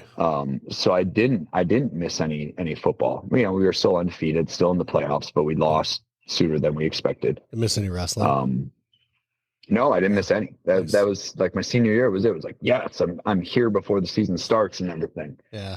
And I lost 3 matches, 3 or 4. I'm pretty sure it's only 3 matches my senior year. Mm-hmm. So 2 of them happened in sectionals. So yeah. Yeah, it sucked. You know, being an old man, you don't care. You see the big picture, but also being an old man, you can look back and go, man, that sucked. Yeah, I want that one back. When you're younger and you're still doing things in life, yeah, you look and you're like, yeah, whatever. It was high school wrestling. Yeah. But now you're older, you're like, yeah, that sucked. So I always think it's interesting when people say when they look back at things that they don't have any regrets. Like, you don't have to look at if something just didn't work out the way you wanted to, it doesn't have to be a regret. You know, just be like, I wish you could have that one back, you know, like kind of thing. Yeah, it's not a regret. It's just, that'd have been nice. Right. So. And both those kids placed, and then the weight below me, which I wrestled 160. So I started the season at 171. Nice. I was 171, but I mean, I was working to be 171 for football. Yeah. Because remember, I'm all of 5'7". I've always been big. There was a point in my life where I was 215 pounds. Yeah. On purpose. But okay. I had to work, right? I had to work to be big. I was always eating constantly. So when the wrestling season started, I was like, yeah, I'm going to drop down. I just won't do it right away. Yeah. So I started 171, and so I lost 4 because we did a duel against Lake Zurich, and they had a kid who was returning state champion or whatnot. I lost to him by a point or 2 at 171. And I was like, okay, well, I'm going to start making my way down. And I hit 160. And again, not going back to, I didn't have coaches who were putting the athlete in the best position. Okay. They were just concerned about us growing, right? Sure. I was 171 with work. I made 160 within like 2 days of just not constantly pounding protein shakes. Yeah. And that helps. I should have went down to 152. Oh, right? Because okay. I didn't have to cut. I didn't have to do anything to do 160. But I had a buddy at 152, and the team was better with me at 160. So it's like, yeah, I'll go 160. Not a big deal. I don't care. Better coaching. They at some point should have looked at me like, hey, it's time for you to go down to 152. Yeah. You're all of 155 pounds. Yeah, right. You can be down to 152. Right. And the guy at 152, he wrestled the state champion in conference. It was a guy out of Woodstock, John Murphy. He's actually running a gym in Huntley, Illinois right now. Good dude. Yeah. He lost to John by, just points. Yeah. Actually, I think he beat him in conference. Yes, he beat him in conference, lost to him in regionals.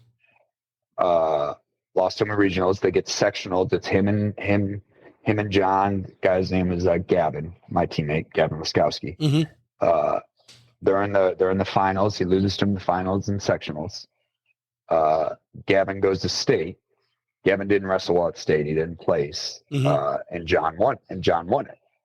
Right? Yeah. And here I am beating the hell out of Gavin daily in practice. Yeah. Right?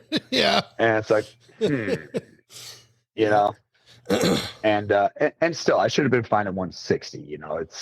It doesn't, you have to wrestle every match. Right. You have to wrestle every match. Correct. It doesn't matter who you are, what you do, you have to wrestle every match. And so that was my senior year. It was great. I did, like I said, I lost 4 matches. Nice. One to a state champion. The other one I think was a state champion. My big crowning moment that year was I won the DeKalb tournament, which was always a very competitive tournament. After we lost the Dvorak, the DeKalb was like this is our, let's see how good you are tournament. And I won that and was proud of that, and won regionals and conference and all that, and was nice. It was a great year. Even at the time when I lost it, I was more upset that wrestling was done, than the loss, right? I wasn't about, it wasn't about the accolades. It was about the growth. Yeah, right. And that's kind of, I think that's the biggest point to take. I think a lot of the kids you notice with the interviews too, that, and they don't know completely at that point. I mean, obviously we're adults, but just listening to some of the interviews from kids that, either won state or whatever it was, that they actually do take that away, that, it is exciting in their brain. They're probably like, I fucking won state, man. Yeah. That kind of thing. But at the same point though, too, some and most are humble enough because they've been doing it long enough that you can kind of hear that in their voice when they talk about it. Like, man, it was just, I went through a lot, you always kind of hear that comment of, I went through a lot this year. And I think a lot of guys are trying to they're just trying to find who they are, because you're coming to the realization that, like you said, number one, the sport was done for you. You're done wrestling in high school, but you're done with high school. Like, you're moving on to a bigger situation, and maybe it hits them at that point or whatever it is, but it's a lot to take in as just a kid. A lot of these kids are faced with a 4-year decision, that they've never made. But speaking of that, so high school's wrapping up for you. Where's your head at then, as far as getting the hell out of school and doing something? So this is where things get interesting. This next structured conversation is where you get the CJ of today. Yeah. So again, no real guidance. My parents were great, but they were, hey, what are you going to do? Yeah. Right. My brother finished high school. He moved out like that summer. Him and a group of guys bought a house, and he had a job, and that's what he was doing. Right. Sure. We're blue collar. That's where we came from. Like, they knew I was a little different. I was the different child of the family. Yep. My brother was doing illegal extracurricular activities and whatnot all through school, but getting good grades and whatnot. And they knew it. And I was the one that was like, I'm never gonna do any of these bad things. I'm never gonna do any of this. Yeah. And then we get to that gap, and they're like, what are you gonna do? I was like, well, I guess we go visit colleges, because I don't know any better. Yeah. I didn't think about this until I listened to a podcast. I think it was a Wisconsin wrestler, and the guy who's up in Ames right now. What's his name? Hupke? Yeah. Yep. So he was down in Illinois at that point. What was the college? What was the school? He was down in Illinois, and he was running. It was a D3. Yeah. But he was running the program down there, and they were doing very well. And we had some other names in the area, like Clay Guida, right? So I was the same time frame as him. Yep.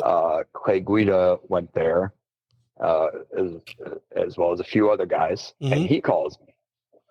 And I don't know anything. I've never had any guidance. He calls me, and he's like, hey, I'm down here. I wanted to talk to you, see if you'd be interested in coming. Yeah. And I'm like, I don't know what I'm doing. I can remember the conversation. Yeah, I can remember the conversation. I'm like, I don't know what I'm doing. And help. I think I'm gonna go visit this college and go there, because that's what other people are doing. Yeah. and him, him, he's got tons of other people to call. He's got things to do. He's like, okay, well, if you change your mind, call me. Okay. Right. And that was it. That was a recruiting call.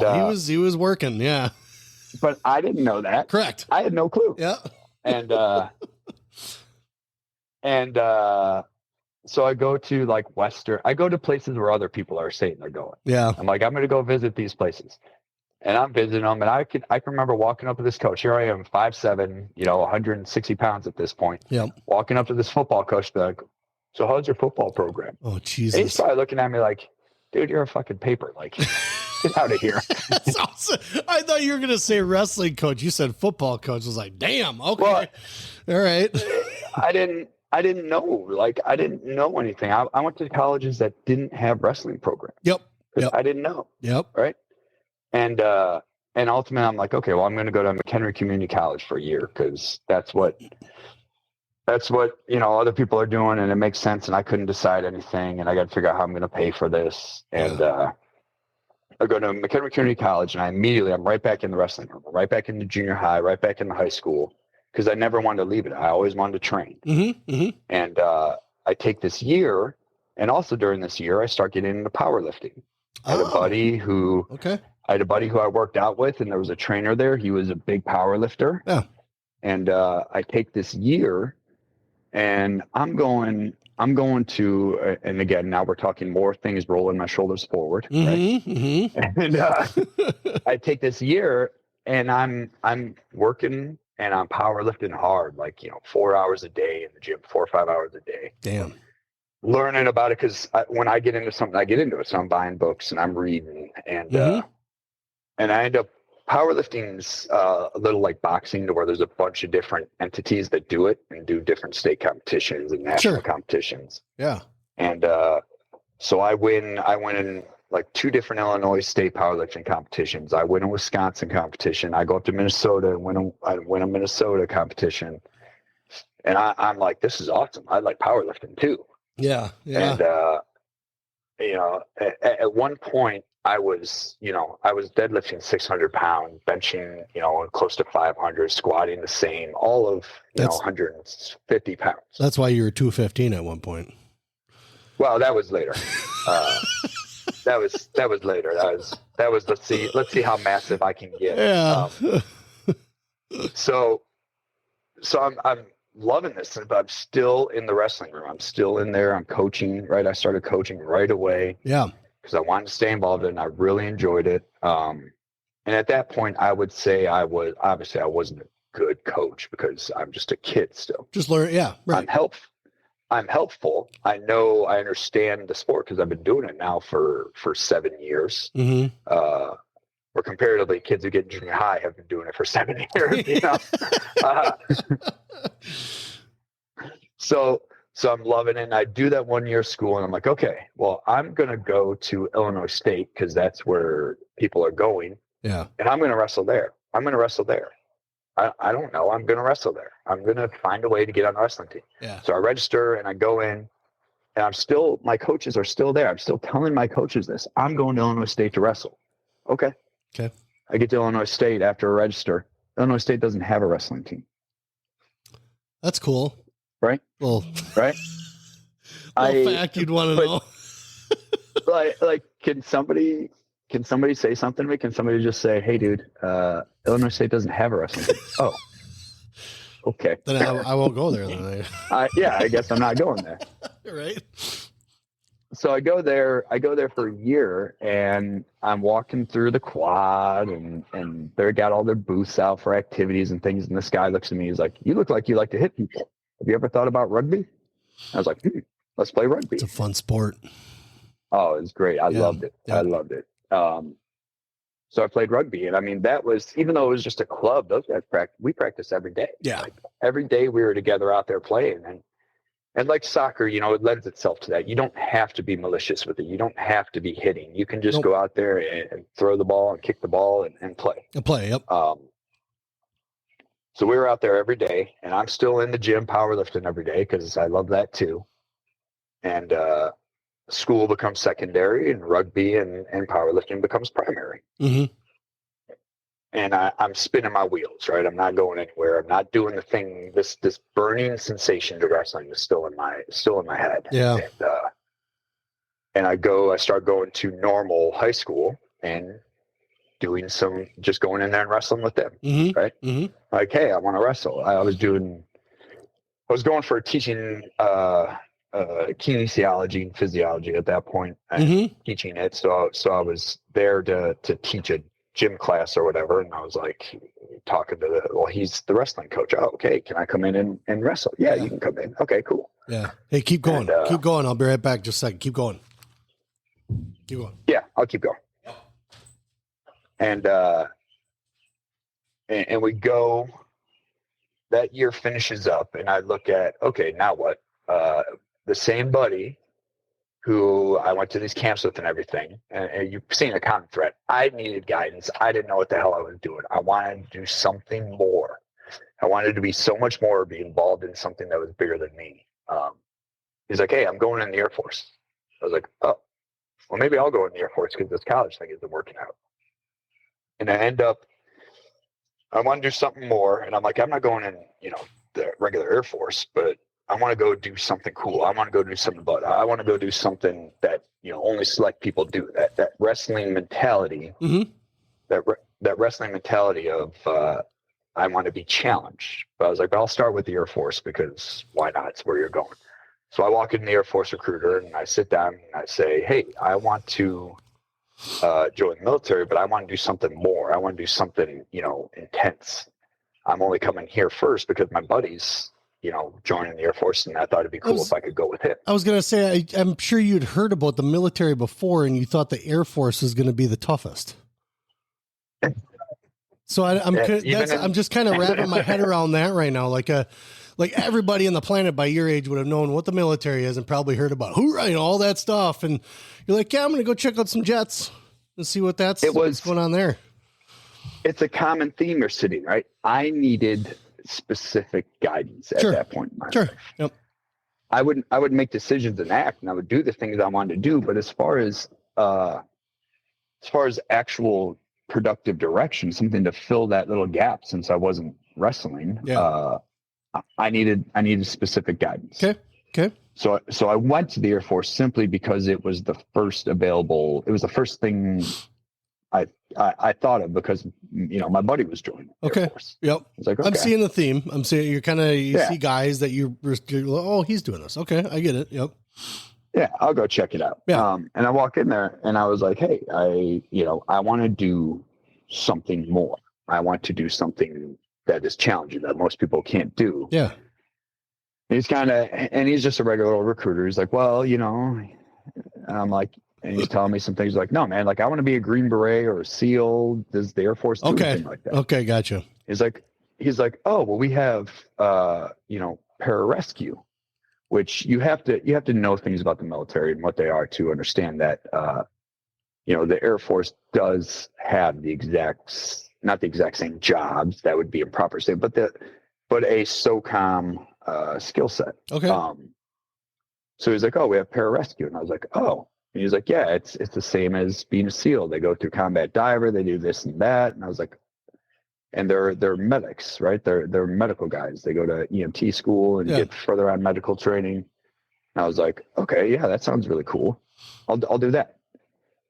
And I start, he gives me the pass test and what you have to be able to do beforehand. And I'm looking at it and me being me, I was like, okay, not a problem. I can do pull-ups, I can do push-ups, I can do sit-ups, I can run. I need to work on the swimming. So I started swimming every day. Yeah. And we get to the point where you go into MEPS, right? The in-processing station where you really officially sign up for a job and do all that. Okay. And they have this gigantic book and they're like, here you go. Here's the book of job descriptions. Yeah. I was like, okay. And under special tactics, there's combat control and there's pararescue. So I go to pararescue and I read the job description. And it's, you're going to, jump out of planes and do this and be a medic. I was like, cool. Yeah. Then I switched to combat control and it says, you're going to jump out of planes. You're going to ride dirt bikes. You're going to blow shit up. Like, wait a minute. That's pretty cool. That sounds way better. That sounds way better than being a medic. I don't want to be a medic. I want to blow shit up. I want to blow shit up, man. Are you kidding me right now? Yeah. Sweet. That sounds way better. Oh yeah, it does. And sounds like 4th of July to my ass. Yeah, so I was there. I was like, well, I'm gonna change, right? Yeah. It's the same pass test, same things. It's like I'm gonna change. I'm gonna do this job, and I change, and I sign up, and I go and I continue training, continue doing my swimming, continue running and doing push-ups and sit-ups and all this. I curbed the powerlifting, and I still coach through all this, right? We had I did the delayed entry program so I could go with my buddy. Yeah. Not a full year, but like 6 months or something. So we go to basic training together. Yeah. And not knowing at this point that even though the government says something, it doesn't mean they're going to do it. What? Come on. Yeah. So I'm still coaching. I'm back into school and I'm coaching. I'm loving it. I'm training up and I'm super excited, right? I could tell this was it. This was going to fill that gap. I'm not wrestling somewhere. I put myself in debt right away with college, spinning my wheels, doing nothing. Mm-hmm. Looking back, I look at it as, I missed my opportunity, like you said, the recruiting call to actually have that guidance. Sure. Yep. So, and my buddy ends up having to leave earlier. They're like, hey, you got to go, your time's now, go. Yeah. Yep. So he went only a few weeks before me, but I was like, oh, okay, that's fine. And, but I didn't realize at the time our paths completely deviated from there. Yeah. Like, he was being a linguist. I was going over here trying to be this super cool guy. Yeah. And I go, I do my pass test. I pass everything. Everything's good. And I get ready and like, all right, it's time to go. Sweet. And I'm probably in the best shape of my life at this point. Because while I was training hard with the football and wrestling, I wasn't doing the swimming. I wasn't doing the mass calisthenics like I'd started doing this last year. Yep.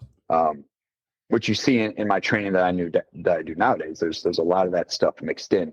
Swimming's hard because of safety concerns and sure, you don't know kids' calipers. Who can do what? Yeah, exactly. Yep. But so I go into basic training, and it's the Air Force basic training, and I'll insult the Air Force. I'm allowed to. It was a joke, right? In comparison to other forces, you can look at it on paper and say, oh, well, the Air Force's physical standards are actually higher. At that time, they were like the run, the push-ups, the sit-ups. They were actually higher. Okay. But the daily grind and the things you do, and you don't do any sort of infantry work while you're in basic training in the Air Force. Sure. Yeah. So we did that, and I got grossly out of shape. I failed. I didn't fail, but I barely passed one of my sit-up tests while we were going, mainly because I didn't do unassisted sit-ups while I was training. I always anchored my feet and did that. Yeah. And then while we were in basic training, the person didn't kneel on my feet. They just held the back of my ankles. I'm like, okay. And I wasn't in that good shape. Also, to go with that, with very little guidance, and I read the requirements and how to do the exercise. Like, okay, sit-ups. This is a 2-count exercise. Yeah. What does that mean? Does that mean up is 1, down is 2? So I was counting like that. Luckily, I'd always do extra. I'd always do more. Right? Yeah. So now you take away not putting the feet, not kneeling on my toes, right? Anchoring me down. Yeah. And that I'm actually doing them correctly. And I was like, oh shit. So I barely passed, and I could feel myself. I could feel my pull-ups. You didn't do pull-ups in basic training. Okay. They were required for the pass test. They were required for the entry standards to get into the career field, but not part of basic training. So I could feel myself losing these things.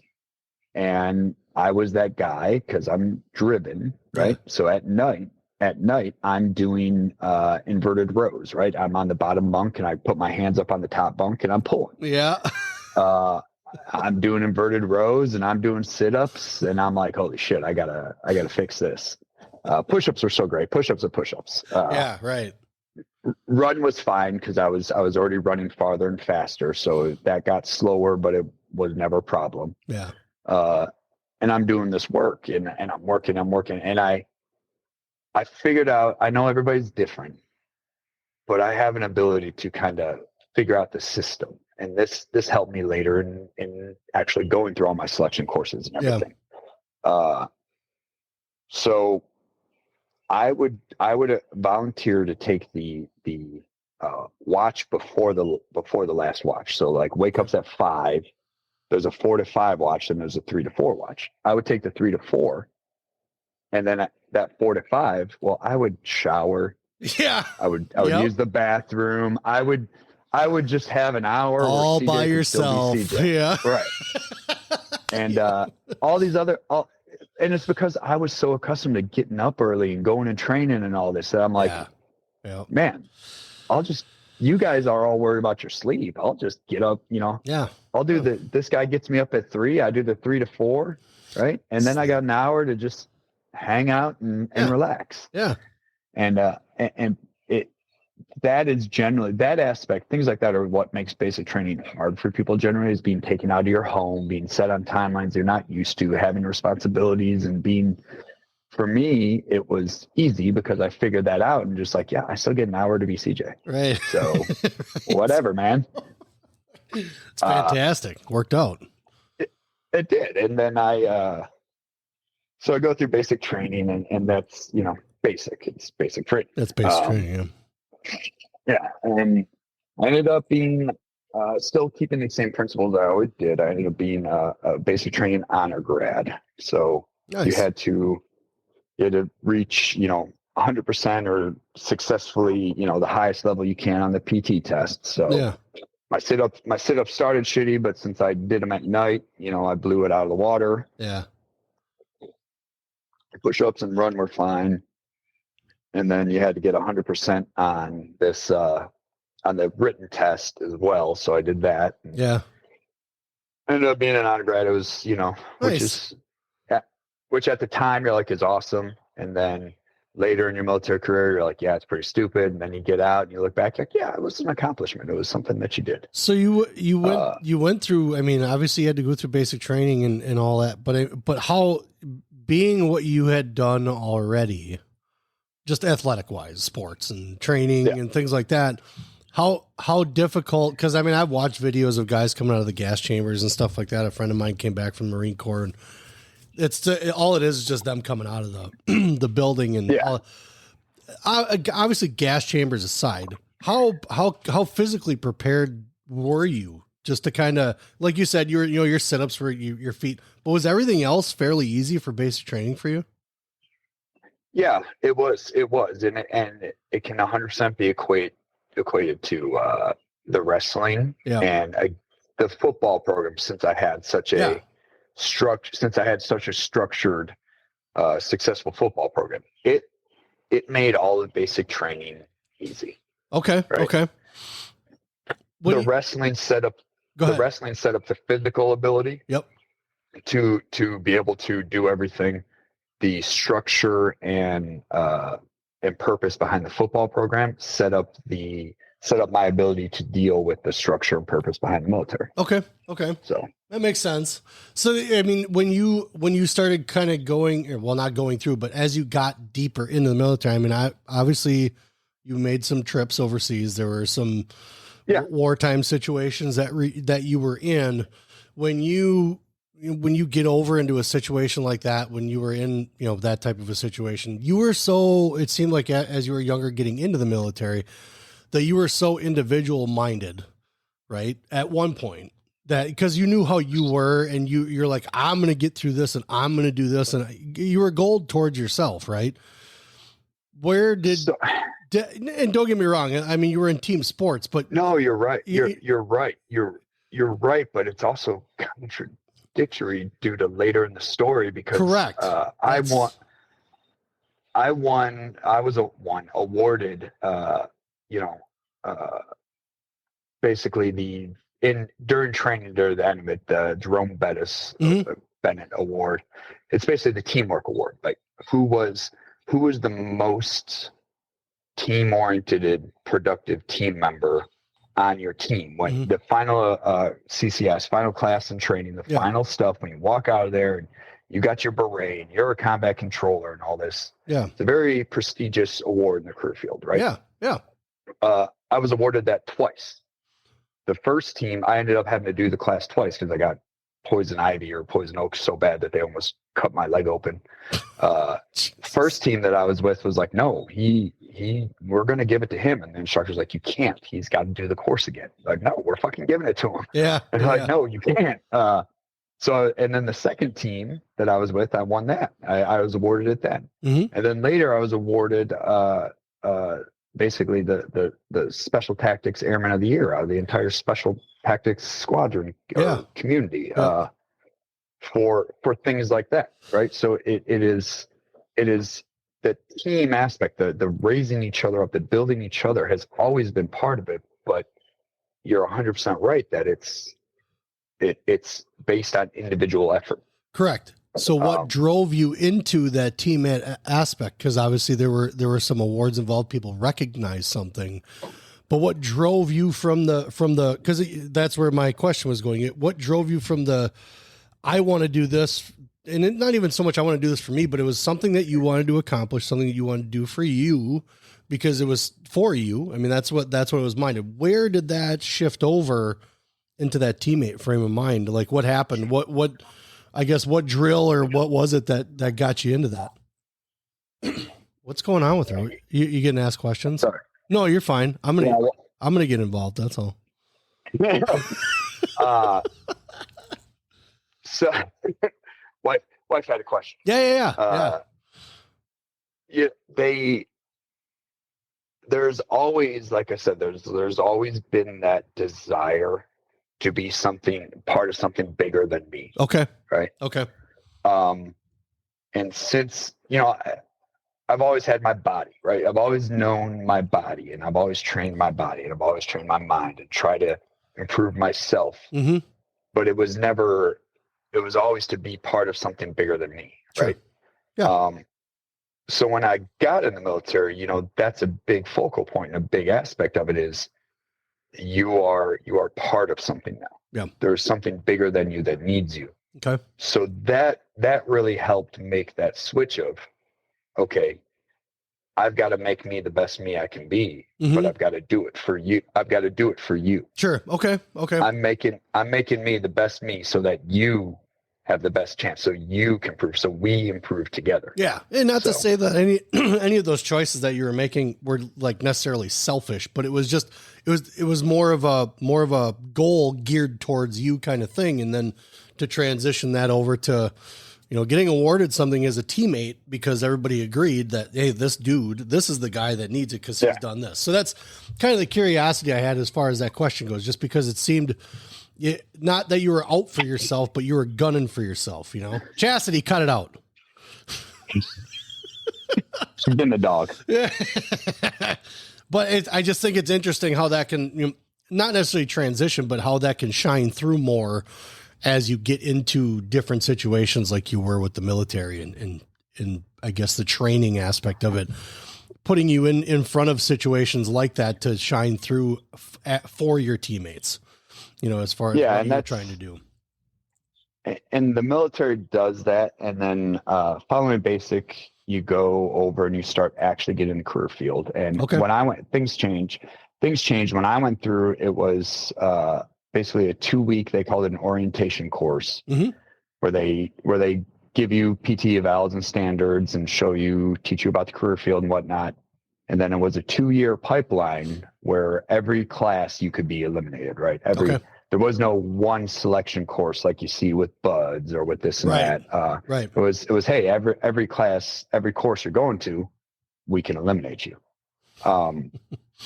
And they did even more, like you're talking about, of you are a unit, you are a team. The way the training is designed is they lump you in a group, and the goal is to stay together with your group through all the courses. That doesn't happen, obviously. Sure.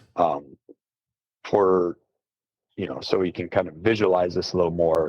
The combat control career field is very small, right? You'll have thousands of SEALs, and yes, thousands is correct. There are thousands of SEALs. There are thousands of people who go to buds, same as the Green Berets that try to be these things, right? When I went through, there was like 350 combat controllers. Okay. And very small career fields, very, very niche. So we were an oddity class, right? We started with like 30. And then after the orientation course, we were down to like 12. And the 12 of us stayed together up until the final CCF, the final course. Yeah. And then even then we only lost 2. Wow. Right. Yeah. We were an audit. There's plenty of teams that went through, where one guy graduated. Yeah. Right. Yeah. Horrible for numbers, but makes a very hardened individual. That's crazy. Yeah. Yeah. So it was at that point, the team aspect, the idea of building more than yourself was life. That's all it was. Right. Yep. If you weren't doing those things, then you weren't going to make it. Yeah. And then, we could talk for hours over stories of all. You got war stories up the wazoo. And I thought it was just kind of also fitting to have you on, especially for 4th of July with everything coming up. Oh yeah. And so you're smart. We'll definitely, I mean, that's why I was kind of talking to you a little bit before, as far as like stories and things like that. Cause I can only imagine what happens overseas and just trips to just going alone, not even being on a mission, just the crazy shit you wind up seeing over there. And the nice thing is there's two different stories, right? Mm-hmm. There's the training side stories. There's the evolving stories. There's the side of, how, the cool training that I've done and the exposure I've had to, the same guys that run the Olympic centers and all this stuff that, I've got billions of dollars pumped into me from the government, right? Just in physical training alone. Yeah. And then there's the other stories. Then there's, like you're saying, the war stories, the oh my God, this situation stories. There's two sets of stories, and they're classified and not classified, right? Well, they're equally as entertaining. Right. Yeah. So that picture that I put up of you on the flyer, the one that was the one goofy one, is like, I was a little worried how much I was going to keep on there, because it looked like a Star Wars story. It looked like you literally just came off of one of those air gliders and you were ready to go drink in one of those bars with the long nosed aliens and shit like that. Like, I was like, man, what the hell did you guys go through over there? So that was the deployment, and so in these career fields, there's a little thing. I've done plenty. Yeah. There's plenty of people who've done more. Yeah. Right. Sure. You always want to annotate that. Like, I'm not the end all be all. Anybody who's lived a life like I have will, at some point when they're doing these talking things, they're going to say something to the effect of, I've done a lot. There's people who've done more. Yeah. Right. Because it's respecting the situation, respecting the other people. I'm not the end all be all. But that deployment was, we basically, the group, before I got there, the group was hit by an IED and lost some guys, and they were a little shaken and didn't want to do things a standard way. Yeah. So we adapted, and we started riding dirt bikes and quads and everything. Okay. Like, we put a grenade launcher, we put a minigun on a 6-wheeler, and we're driving up and down the mountains. And I was one of the only ones that was comfortable on a dirt bike, even though I wasn't that good. So I spent, 8 months of my life falling off a dirt bike in the mountains of Afghanistan. Awesome. Thank you. And so in that picture behind you is my dirt bike, and it's got my M4 on the little rack that we designed and everything. Yeah. And we had these wolf skin coats made, or like wolf skin things. Yep. And when we were getting them made, I looked at the guy, I looked at the ODA guy, and I said, hey, I want a cape. I don't want a cape. I want, like the thing in Conan that he wears where a class. I'm like, I don't know what you call it. I want that. So he had the local dude make me that. And no, sure shit, that's what it was. It was the big pelt you put over and had a little clasp. And we got it. That was the day we got it made. And I'm like, man, I got to get a picture with this thing. So we found this. It looked like a gigantic sword. It was actually just a random chunk of metal. But if you look at the picture, it looks like a gigantic sword. Yes. And I'm standing there with it, with my dirt bike behind me and my Conan cape, and with my long hair and my beard. And I was like, this is fucking awesome. Yeah, you guys are definitely look like you're a recon in something. Because that, like I said, do you guys look like you just walked off a Star Wars planet with that on? I was like, holy shit, what is going on over there?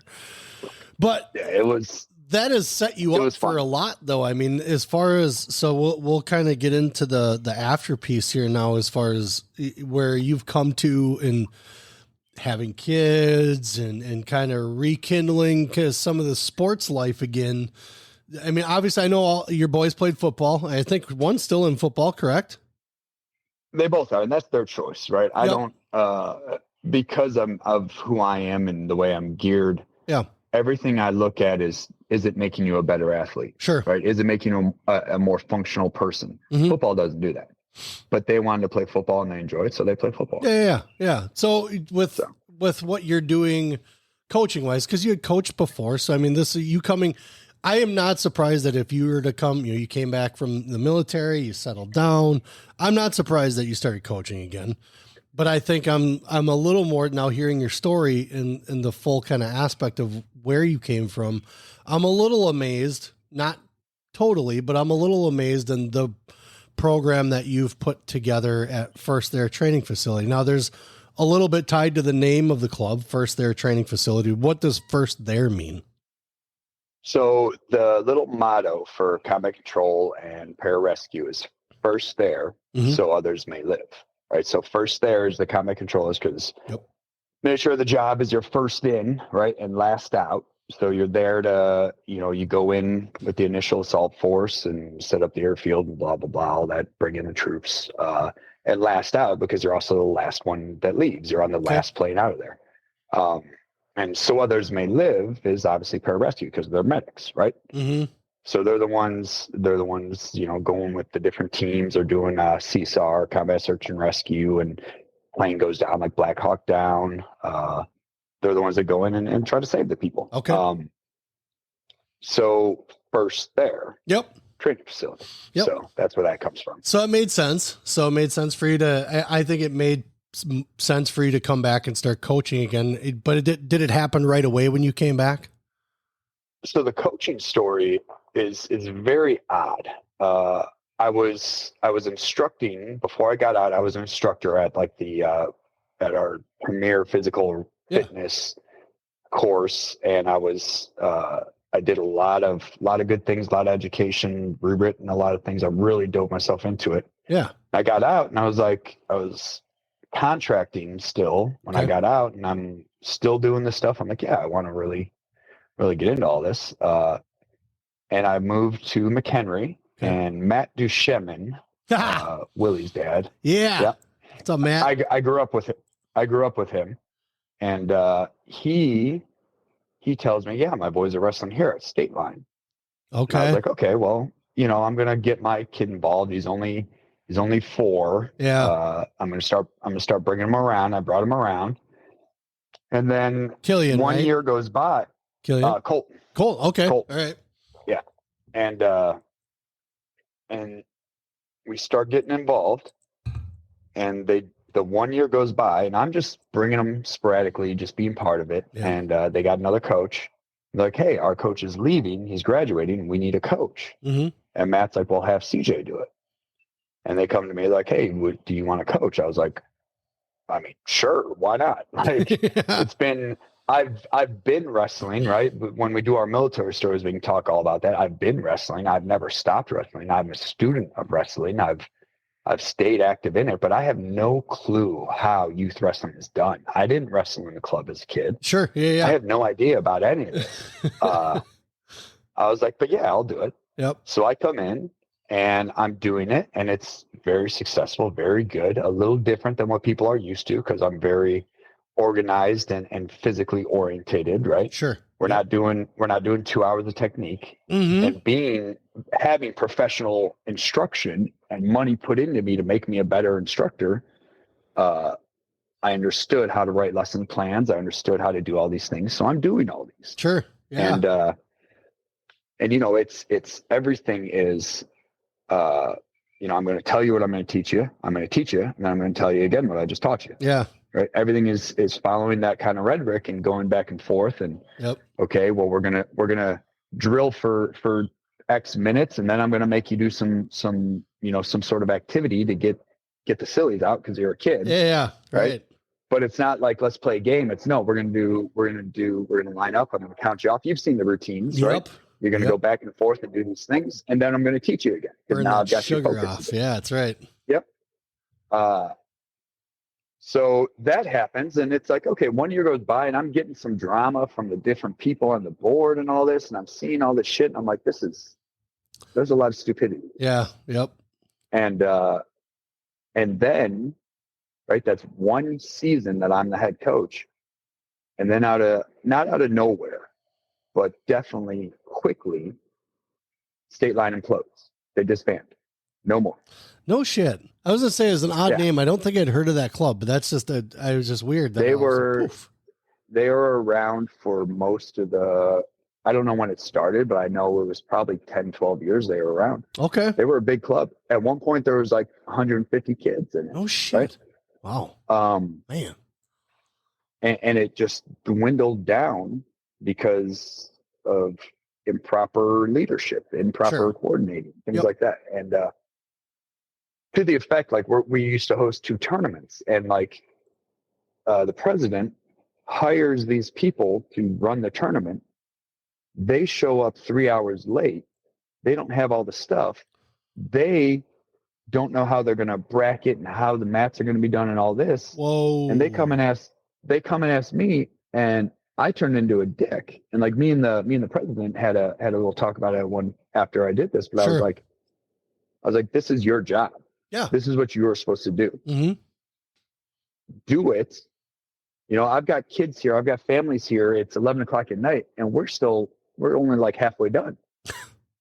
This is fucking stupid. Wow. And I came up with a plan, and it was like, do this now. And that was it. And, you know, they saw the other side of me, which was like, this is fucked up. Now I'm taking over. Yep. And, you know, to me, it was a big, like, you paid these people to come do it. Yeah.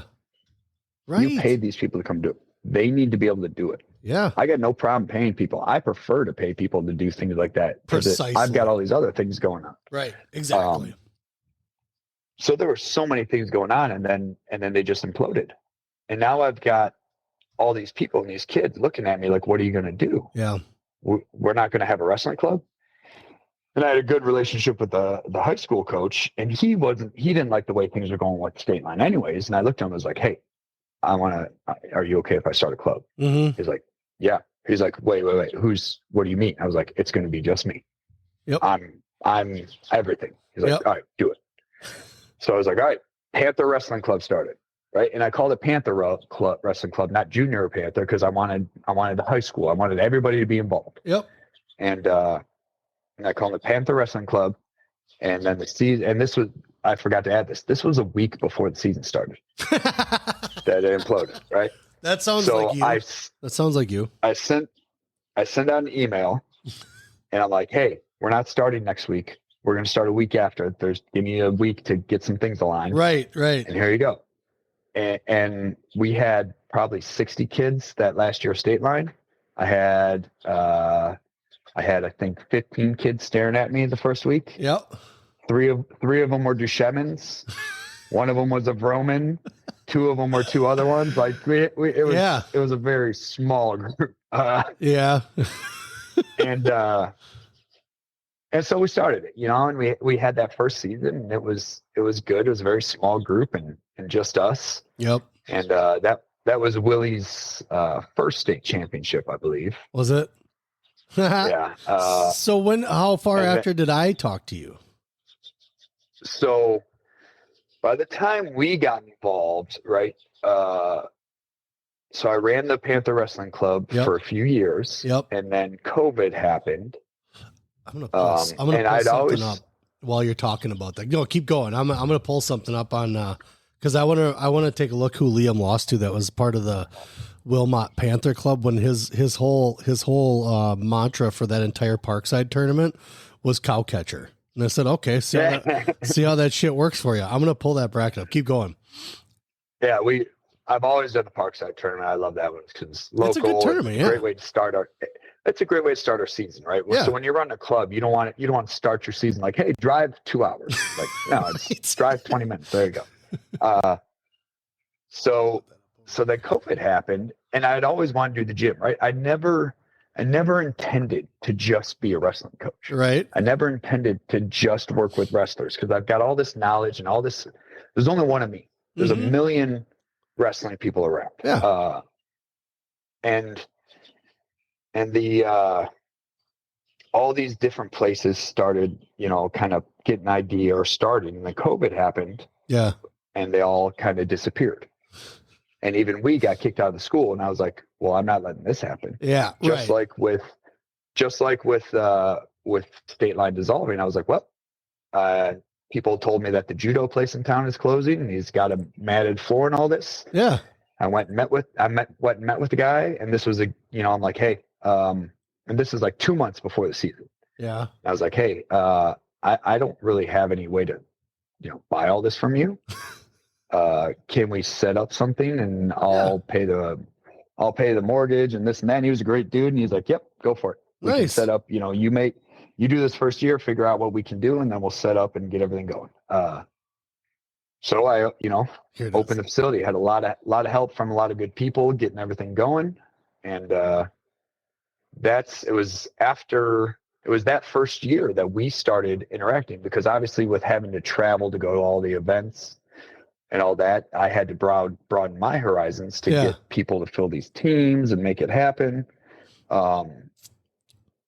And that's where we ran into each other and first started communicating. And so I remember, and so like you and I kind of went through the ranks. I think he was in 5th grade on this one.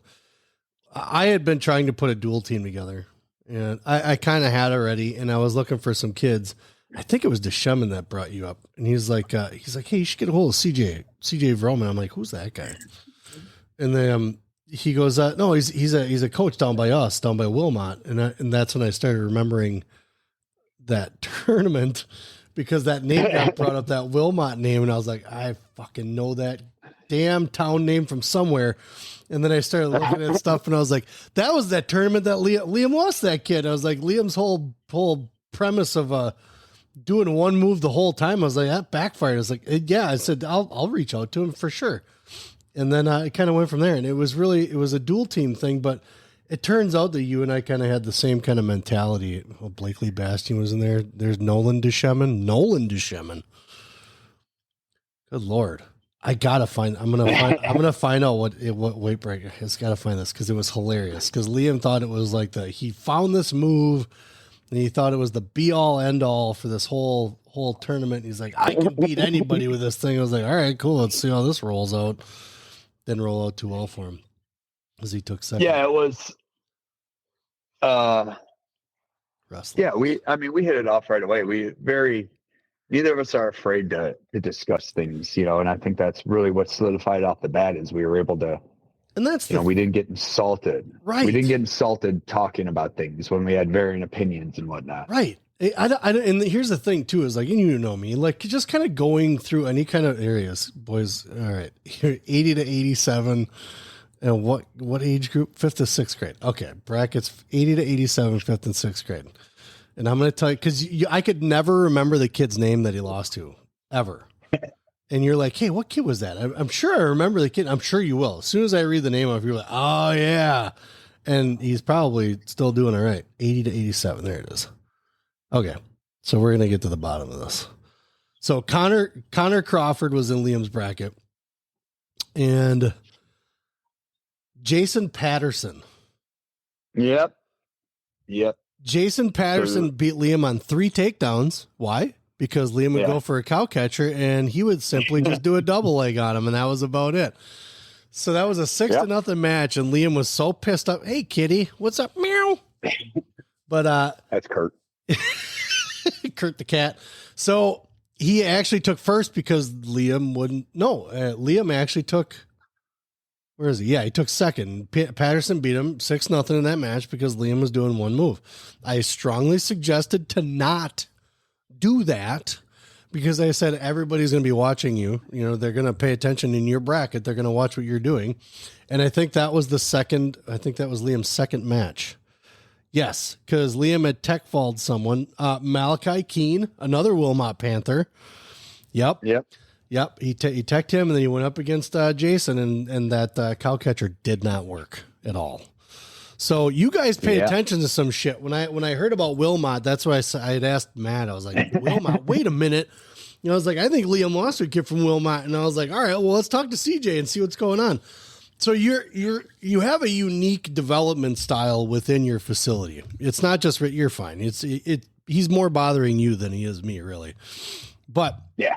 With that being said, it's unique. So like you had mentioned before, you do technique, but you put the kids through the ringer, and it's not just based off of because that you're military. It works because number one, kids come with energy, right? So you're bringing that energy down a little bit to bring the focus in more. So when you have, let's talk a little, because this is something that you have going on currently. You called the indoctrination camps. Yeah. So the people may not like that word, the indoctrination. They don't like that word because they're trying to use it in schools, which is kind of weird. Well, I mean, anytime you're getting into a certain lifestyle, you have to be indoctrinated to it. You have to be changed. Right. Yeah.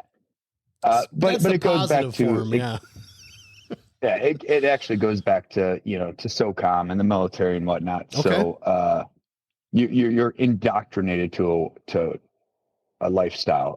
The PJs themselves, their first little course, they do their selection course up front. It's called indoctrination. Mm-hmm. So it's a standard kind of term thrown around the career fields and whatnot, which is why I called the indoctrination course, because I use it as I'm indoctrinating you into a wrestling lifestyle, into a physical lifestyle, into a hard-nosed, kind of plow through anything lifestyle. Yeah. So yeah, it's a mini selection course, right? It's a mini SOCOM selection course. It's the idea of this is tailored down for younger athletes and for capabilities, but this is how you train and the things you do in the lifestyle. So you have your physical fitness, your workouts are always part of the life, right? Yep. So you start off the morning with that, and it's the first thing you do, and to a very high level. And then you have some sort of skill set, right? So in the lifestyle, you're doing some sort of skill set training, whether it be shooting, whether it be working with aircraft, whether it be some sort of, job set training that you're doing. Differences. I do this for wrestlers. So we have 2 hours of wrestling. Yep. And then you end with a workout, what I call wrestling conditioning, because again, it's geared towards wrestling. Mm-hmm. But the whole idea of this, and it's live matches and stuff, the whole idea of that is that in a combat lifestyle, which wrestling is a combat sport, it's a combat lifestyle, you need opportunities to push yourself past being comfortable. You need opportunities to push yourself to the point that you are mentally or physically falling apart, and you need to figure out how to survive that, how to adapt to that. Yeah, right. And you need to do that in a controlled training situation, because you don't want it to happen the first time it happens be the real thing, right? Yeah. So military wise, it'd be the same out as going out and doing full mission profiles. Mm-hmm. I'm going to go out and execute a mission as, it's a training mission. Nothing's real, but I'm going to do it as if it was real. Yep. I'm going to be exhausted. I'm going to be tired. I'm going to be broken. I'm going to have to make decisions. I'm going to have to do this. In a sports style, well, I'm going to make you perform over and over again, and then I'm going to put you in a live match scenario against somebody who's semi-fresh. Yeah. Right? There's always my rotation generally always has somebody that gets rest, because then I want to throw you in against them when you're tired. For sure. And it's simply, you look at it like, wrestling, we don't do a lot of live wrestling. You need to spend more time on the skill set. Yeah, sure. If that's what you're doing. Yeah. But you also need to do the other aspect. So that's what the camp is it's that. Liam's been through it, and Liam's done it once, and obviously he'll be back down there before he dies again, before he dies. Yeah, it's hard. Yeah, I know. But either way, watching some of the videos and knowing what the kids go through, what are some of the outcomes or just some of the results that you've seen from kids that not everybody succeeds. Not everybody walks away from something thinking that, man, this has made my life 10 times better. But with some of the kids that you've had come through now, have you had repeaters? Have you had kids come through that are like, this camp helped me with this and helped me with this? So what type of feedback have you gotten? Because it's not easy. It's not something you try to make it as geared towards, obviously towards the kids as possible, but it's meant to be a camp for a reason, an indoctrination camp for a reason. So what were some of the results that you've gotten back? So there's two things, right? The first thing is doing it all the year. This is like the 5th year I've been doing it. Yep. And it's slowly changing, right? So when I first started doing it, it was very, very young kids. I bumped that age group up now to where I believe I'm going to be okay sitting. Yeah. I've ran plenty of kids out of the room, not on purpose, sure, but because it's hard. But because I'm training people to a certain standard in a way that if they've been around, if they make it, if they stick with it, they're good. They'll love it. They'll fall and they love it. I've never had a kid who will stick with it for a little bit, quit later. Right. Or I've never had a kid who didn't want to do it and his parents, kept bringing them back. I never had a kid that didn't eventually get through it and be like, no, it's not for me. Every kid, it doesn't matter what skill set, how good they are, how bad they are. It just takes time to get them accustomed to it. And then they're obsessed with it. They love it. Yeah. So that's why I'm kind of gearing towards the older, like, let's not lose as many up front. Let's let you mature more, let you build more, and then bring you in, because I want this course, I want my camp, my training to stick to a certain standard. Yeah, for sure. And it's not fair. It's not fair to expect someone who hasn't developed naturally yet to be able to try to maintain. Yeah. So there's that. And then the biggest takeaway I get from it is just the ability to persevere. Yeah. And the conditioning behind it that, I got beat, or this tournament didn't go the way I thought it would, but I'm not tired. I want more. I'm ready to do more. Right. And the best thing that I personally take out of it is when I see them doing things when they could be resting. Right. So like they developed a lifestyle. They're indoctrinated to the lifestyle. Yep.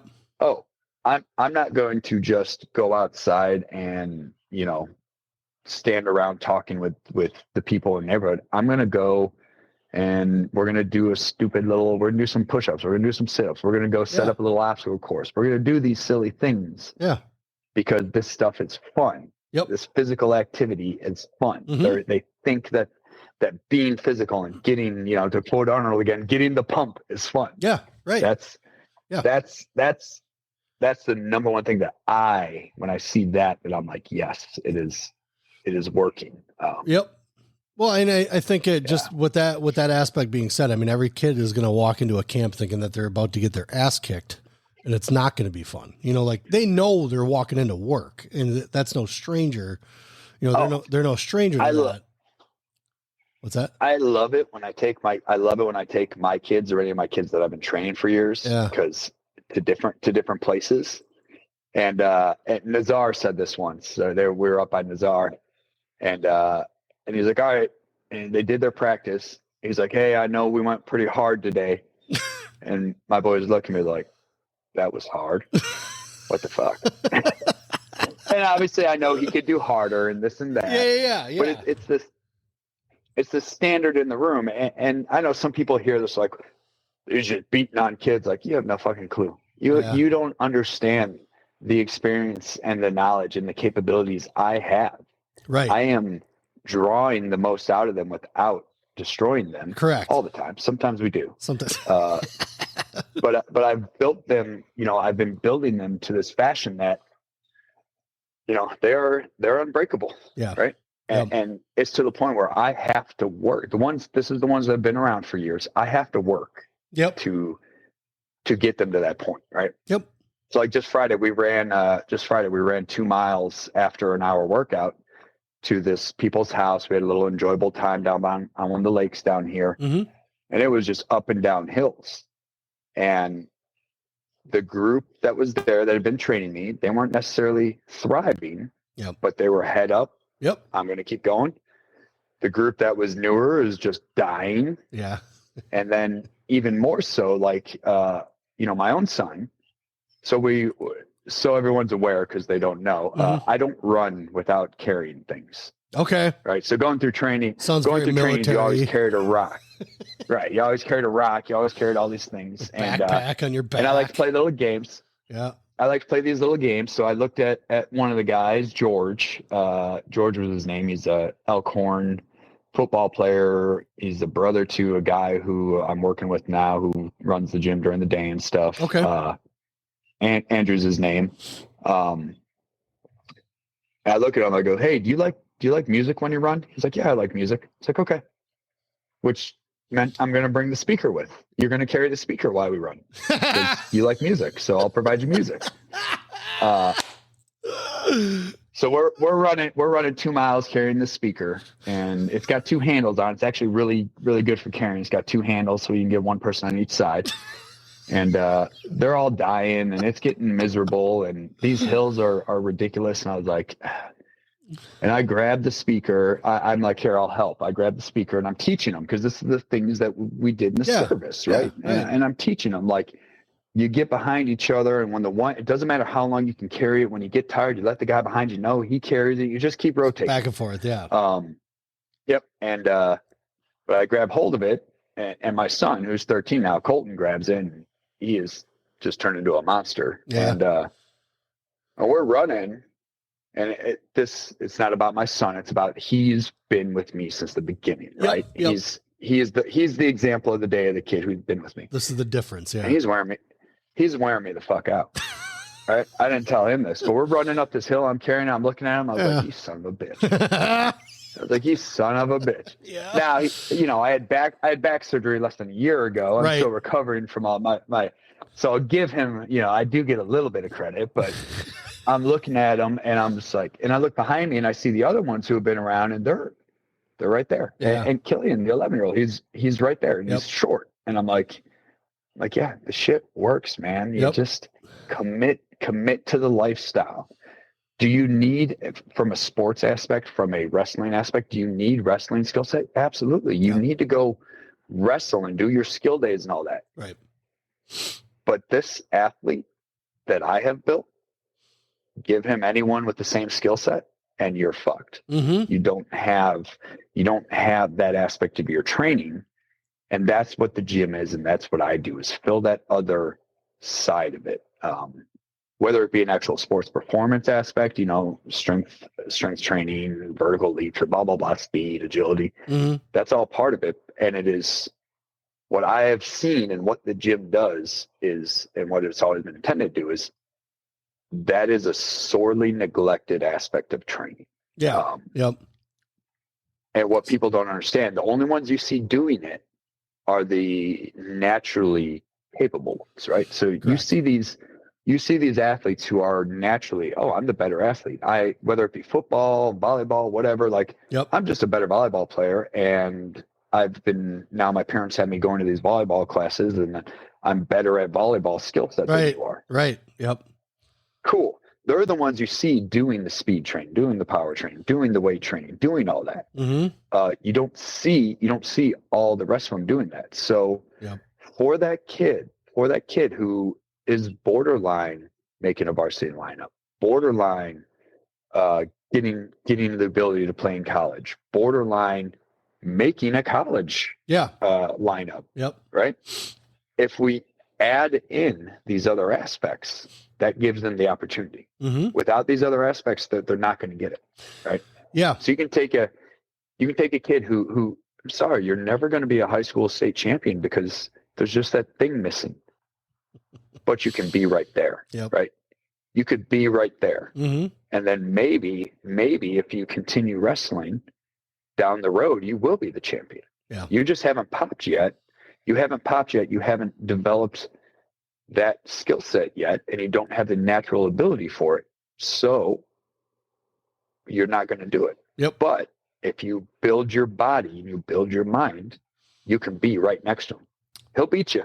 He'll beat you in the end. It's going to take everything he's got. Yeah. But he'll beat you. But you'll be able to look at him and say, yeah, I think I'm better. What's missing from a lot of rooms is the mentality part, is the psychological part. So, I mean, that's why I always preach that it's important that we've got these guys that come from the state, that have gone through a lot of the ringers and been through an NAIA season or 4, or an NCAA season or 4. And because those guys, maybe didn't have that mentality when they first started, but then as they got out of it, they understood. And then being able to bring that knowledge, or just going through a training course that builds up. I mean, obviously we know is from kids that military breaks you down to build you up. Right. So they try to break you down because they want to take all those bad aspects, all that dirty crap that's in there, that's in your brain, and erase all that so they can bring you back up with the good qualities you have. I get it. And I understand it. I just wasn't going to be the dude that was going through basic training with someone screaming in my face. Right. I just don't have that mentality to be like, I just got to sit here for a second and deal with this storm and then get through it. I'm the dude that's going to snap like a dry twig because you're spitting in my face while you're talking to me. But now you put me in a situation where it's something that like a soccer coach or someone else where I can go out and then prove my point. Cause like me going out and running on a beach with something on my back, I don't think and feel that I can prove that much, but you give me a ball and something like some type of a goal like that, I can equate that. Now a coach has to deal with how many of those personalities within that room, right? How many of those kids are willing to push themselves past that point, military or not military, willing to push yourselves past that point. And that's where I think a lot of what you do at first there helps a lot, just because of, again, you're not just focusing on the athletic portion of it as far as the sport goes. You're focusing on their athleticism or lack thereof and strengthening it, right. You know? So that's, I think, an important factor where, like we talk about Liam a lot, how he needs a grind room and he needs a technique room. He likes both of it, but unfortunately in this state, there isn't both. There isn't one room that just focuses on both, where it's like, yeah, we're going to grind for an hour and a half, but we're going to do technique for an hour and a half first. That kind of thing just doesn't exist. You don't have time, things like that. So certain places have to focus on certain things just because that's their specialty. You know, that's what they're good at. B, you just don't have the time. You know, you don't have a 3-hour practice or anything like that, where I think we run into a lot of issues that we have with sports nowadays. I think boils down to not the kids, it's the parents. It always does. If you've listened to any episodes, you understand that the only gripe that most of anything that happens is because of parents, right? And the style of mentality that has changed from parenting. So we talk about when we were young, how, you know, it doesn't mean that you didn't have a support system, but you're kind of on your own trying to figure things out. Right. Yeah. Yeah. They were supportive, but everything was on me. Correct. But it was because you were interested and you didn't know the questions to ask, whatever it was. But now there's so much information now, and that kids find things out, and like parents just don't want to do this shit. You know, like you're like, I don't know. Is Bobby's mom driving there? Cause I don't know if I want it. And that's way different than I think what you were dealing with. This is more of a, I don't know if this is really important. How important is it? Well, it's important to your fucking kid. You know, like they think it's important. Maybe if you kind of harbor that a little bit and make them realize that they put work into something, it pays off, you know? Well, yeah. And we just came back full circle to our start conversation of Wisconsin being one of the drunkest, places, because they'll go out and they'll spend $200 at the bar in a month. Yes. But they won't put that money into something productive, or packs of cigarettes and all that other shit. You know, there is a certain factor that I feel bad for kids. You know, I feel bad. Yep. I even feel bad a little bit for the parents because they were brought up by someone that maybe even showed them that, so there is a long line of what we have to kind of, you guys as coaches, I did it a little bit just with dual teams. I've never been a club coach, but you guys as coaches have to deal with on a daily. You don't only have to deal with the kids' personalities. You have to deal with the fucking parents' personalities. And you hear a lot of coaches that kind of gripe about, like, parents just drop their kids off as a babysitter. And a lot of times those kids are horrible because their parents are horrible. But a lot of times that's what you want. Drop your kids off, get the hell out of here, because you're not going to do any good being in the room. Yeah. And it's a weird enigma. So there's two different things. There's, the club aspect. Yep. Right. There's the club aspect where, you need a club in there. You need your town area where it's not overburdening. It's very simple. It's very basic. Right. And you need those opportunities. especially in my area here, there's a bunch of K through 8 schools and no middle schools. So they don't even have wrestling, right? Oh, shit. Yeah. Oh. If there wasn't a club in the area, there'd be no wrestling down here. That's crazy. Yeah. So you need that club aspect so every kid can get involved, so every kid can do it. I agree. But you also need the higher level training, the more specific athlete training for those who do want to be more competitive and for those who do have a natural ability for it. And being an instructor, being a coach, you got to balance, like you're saying, there's only so much time. But at the same time, parents put too much emphasis on one thing and tend to ignore the other things. Correct. So, for example, you look at an athlete's schedule and they've got 4 days, 5 days of skill training. Oh, and they're doing these workouts here on these days, 2 workouts a week or this or that. And you look at it and say, okay, yeah, I would love for him to do speed training, but when do I do it? Actual speed training, true training, shouldn't take you more than 30, 45 minutes, right? And on top of it, you can't subtract one of those days of skill training in the off season when you're supposed to be building the athlete, when you're supposed to be improving your weaknesses, and say, I'm going to add this time in here instead. It's very easily done, but there's always an excuse. There's always some reason why they don't want to do it or they can't do it. There's always, too much, in my mind, there's always too much competition as well. There's too much push so as they get older, it gets better. Like you look at Liam and the older guys, you focus on Fargo, you focus on things like that. Besides that, you don't have to worry about all this little nitnoid stuff. Not anymore. Whereas I at times battle with myself, and parents need to do this. I do very little competition in the off season. I mandate a season for building the athlete, for building the body. But I battle with myself when I see so and so went and did this or is doing that, and I think to myself, shit, we should have went and done that. Like, no, and I'll battle with myself, and I put my own foot down. Like, not gonna do it. We're not gonna go run and hit every fucking tournament. That means nothing. I'm not worried. I'm not worried about your junior high, your youth accolades. I'm worried about what I turn you into. And again, I'm not talking about trying to pump up my own kid, but Colton is the example. Colton was his first time in a wrestling room. Coach asked, all right, anybody got any questions? And he raises his hand. Coach calls him. He goes, Angry Bird Transformer. He's going to kill me if he listens to this and knows that, right? He's a 5-year-old kid. He doesn't even ask questions. He was the goober, right? So while I'm coaching this club, while I am the lead instructor, I've got parents complaining to me that their kid had to wrestle with my kid because my kid's not any good. And I'm sitting here like, are you fucking kidding me? And I just bite my tongue and I wait. And now at 13 years old, he's a fucking stud. He is working out by himself in the evenings. He is, everywhere we go now, people look and go, what the fuck happened to Colton? Time happened. Wait. Precisely. Just continue the work, continue the effort, and wait. It will happen if the work is true and honest, and you're focusing on all of it. His biggest shortfall was he wasn't an athlete. So we focused on making him an athlete. Now I can focus on making him a better wrestler. Correct.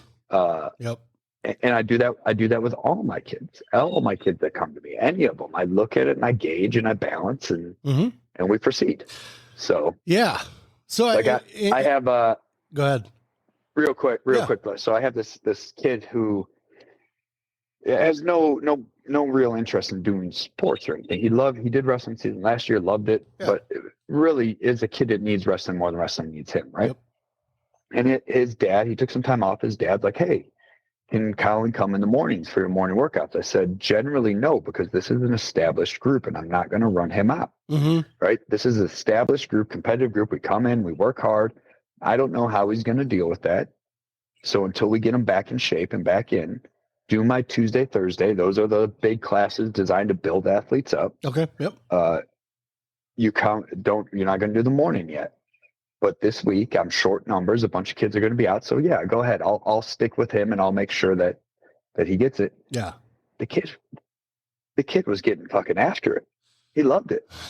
Right. And it's like, they'll fall in love with it given the right time, the right situation. Had I have thrown him in the full group, maybe not, but being half the group and I could work with him and give him his own things and really, really work him through it. Mm-hmm. And he's looking at it, he's like, yeah, this is awesome. I'm working out with these big guys. And he loved it. Yeah. So it just takes time and parent commitment to the whole concept. It does. Right. Quit yelling at your kid because he lost a match when you're not doing shit besides having them wrestle. Mm-hmm. Right. Yeah. Wrestling is different because it does build you physically as well. Correct. But ultimately anyone who's wrestling the same is getting that same physical build. Mm-hmm. But this kid over here is doing the other work. He's focusing on the athlete and the mind, not just the wrestling. And you're going to scream and yell at your kid and be pissed off at your coaches, not thinking your coaches are good enough. Right. When Bobby goes to practice 7 days a week and he's not getting any better because Bobby's just going to fucking wrestling practice. That's about it, man. He's got 8 other shortfalls that you're neglecting. Yeah. What do you expect? Yep. So that was a big thing with Liam coming up. We did local stuff, and then that's when I started asking. I mean, it wasn't like he wasn't murdering kids, but I also knew that if he got better competition, he was going to get better. You know, I came from that. I knew that if you had good partners, and you can, I don't care. I'm really tired of hearing this, that the partners don't matter. Partners do fucking matter. First and foremost, they do. Now, granted, do you need to have the most excellent partner that does the most excellent thing every single day? No, you don't need that partner every day. You just said the key. It doesn't need to be every day, but you need them. Correct. And so that's kind of where we dove into, well, where are you guys going? So we saw where the kids that were successful, where are you guys wrestling? And I wasn't saying out loud, but this as a dad in my head, I was like, my kid's just as good as yours. Where is he going? I don't take my kid there too. Well, he wasn't that good. You know, he'd go there and get beat, you know? So as a dad, I'm kind of like, oh, what am I doing? So then I started asking more questions. I think there's a lot of people that don't ask questions. I think a lot of people like to think that they know what's going on just by observing from the side, or maybe you had a dad or a cousin that did this kind of thing. And there aren't enough questions asked, because I think what happens is a lot of people get treated with the attitude of, well, he's not going to be that good. And Liam got that for a while. Like, well, you know, he should probably just go here. I got lambasted when I sent him to a national tournament, when it was his down year. I almost got accosted because I sent him on his down year. And I was like, why are you people talking? What are you talking about down year? They're like, well, he's the younger one in his bracket. I'm like, who gives a shit? He's still wrestling like he's in 4th grade wrestling middle schoolers in here. What's the difference of what age group he is? So again, this also rolls into the venue or the mindset that each kid is also different. You know, each kid's built different. They're going to do different things. So, but coming up in that, and this is where we kind of talked about a little bit earlier, is when these kids are trying to get better and they've been raised and been taught either by a coach or whoever it is that you should be going out and picking out any dude in that room. Number one, especially the guys that are beating you, right? Those are the guys you should be picking out at practice to find out where your flaws are, things like that. The problem lies in the point that you brought up is when those kids do go to pick out those kids and then those kids don't want to practice with them. Because I think, and I just from watching Liam, is half those kids don't want to work that hard. They'll work that hard in competition, but they won't do it on the mat. And some of them wind up doing well and some of them don't. But at the same point though, too, like, especially at Askren, and I'm going to beat on Askren a little bit here.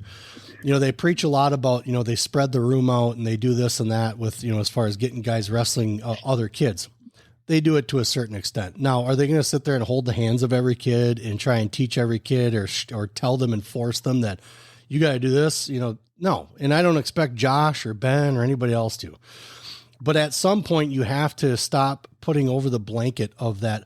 We make sure every kid is divided up and doing this. You can't, and you don't, because these kids feel like that if they go wrestle with this other kid, they're going to get annoyed and all this other stuff. They don't want to wrestle with them. Well, guess what? That kid's probably going to give you a harder run for your money than that kid is, and he's probably going to wrestle you harder.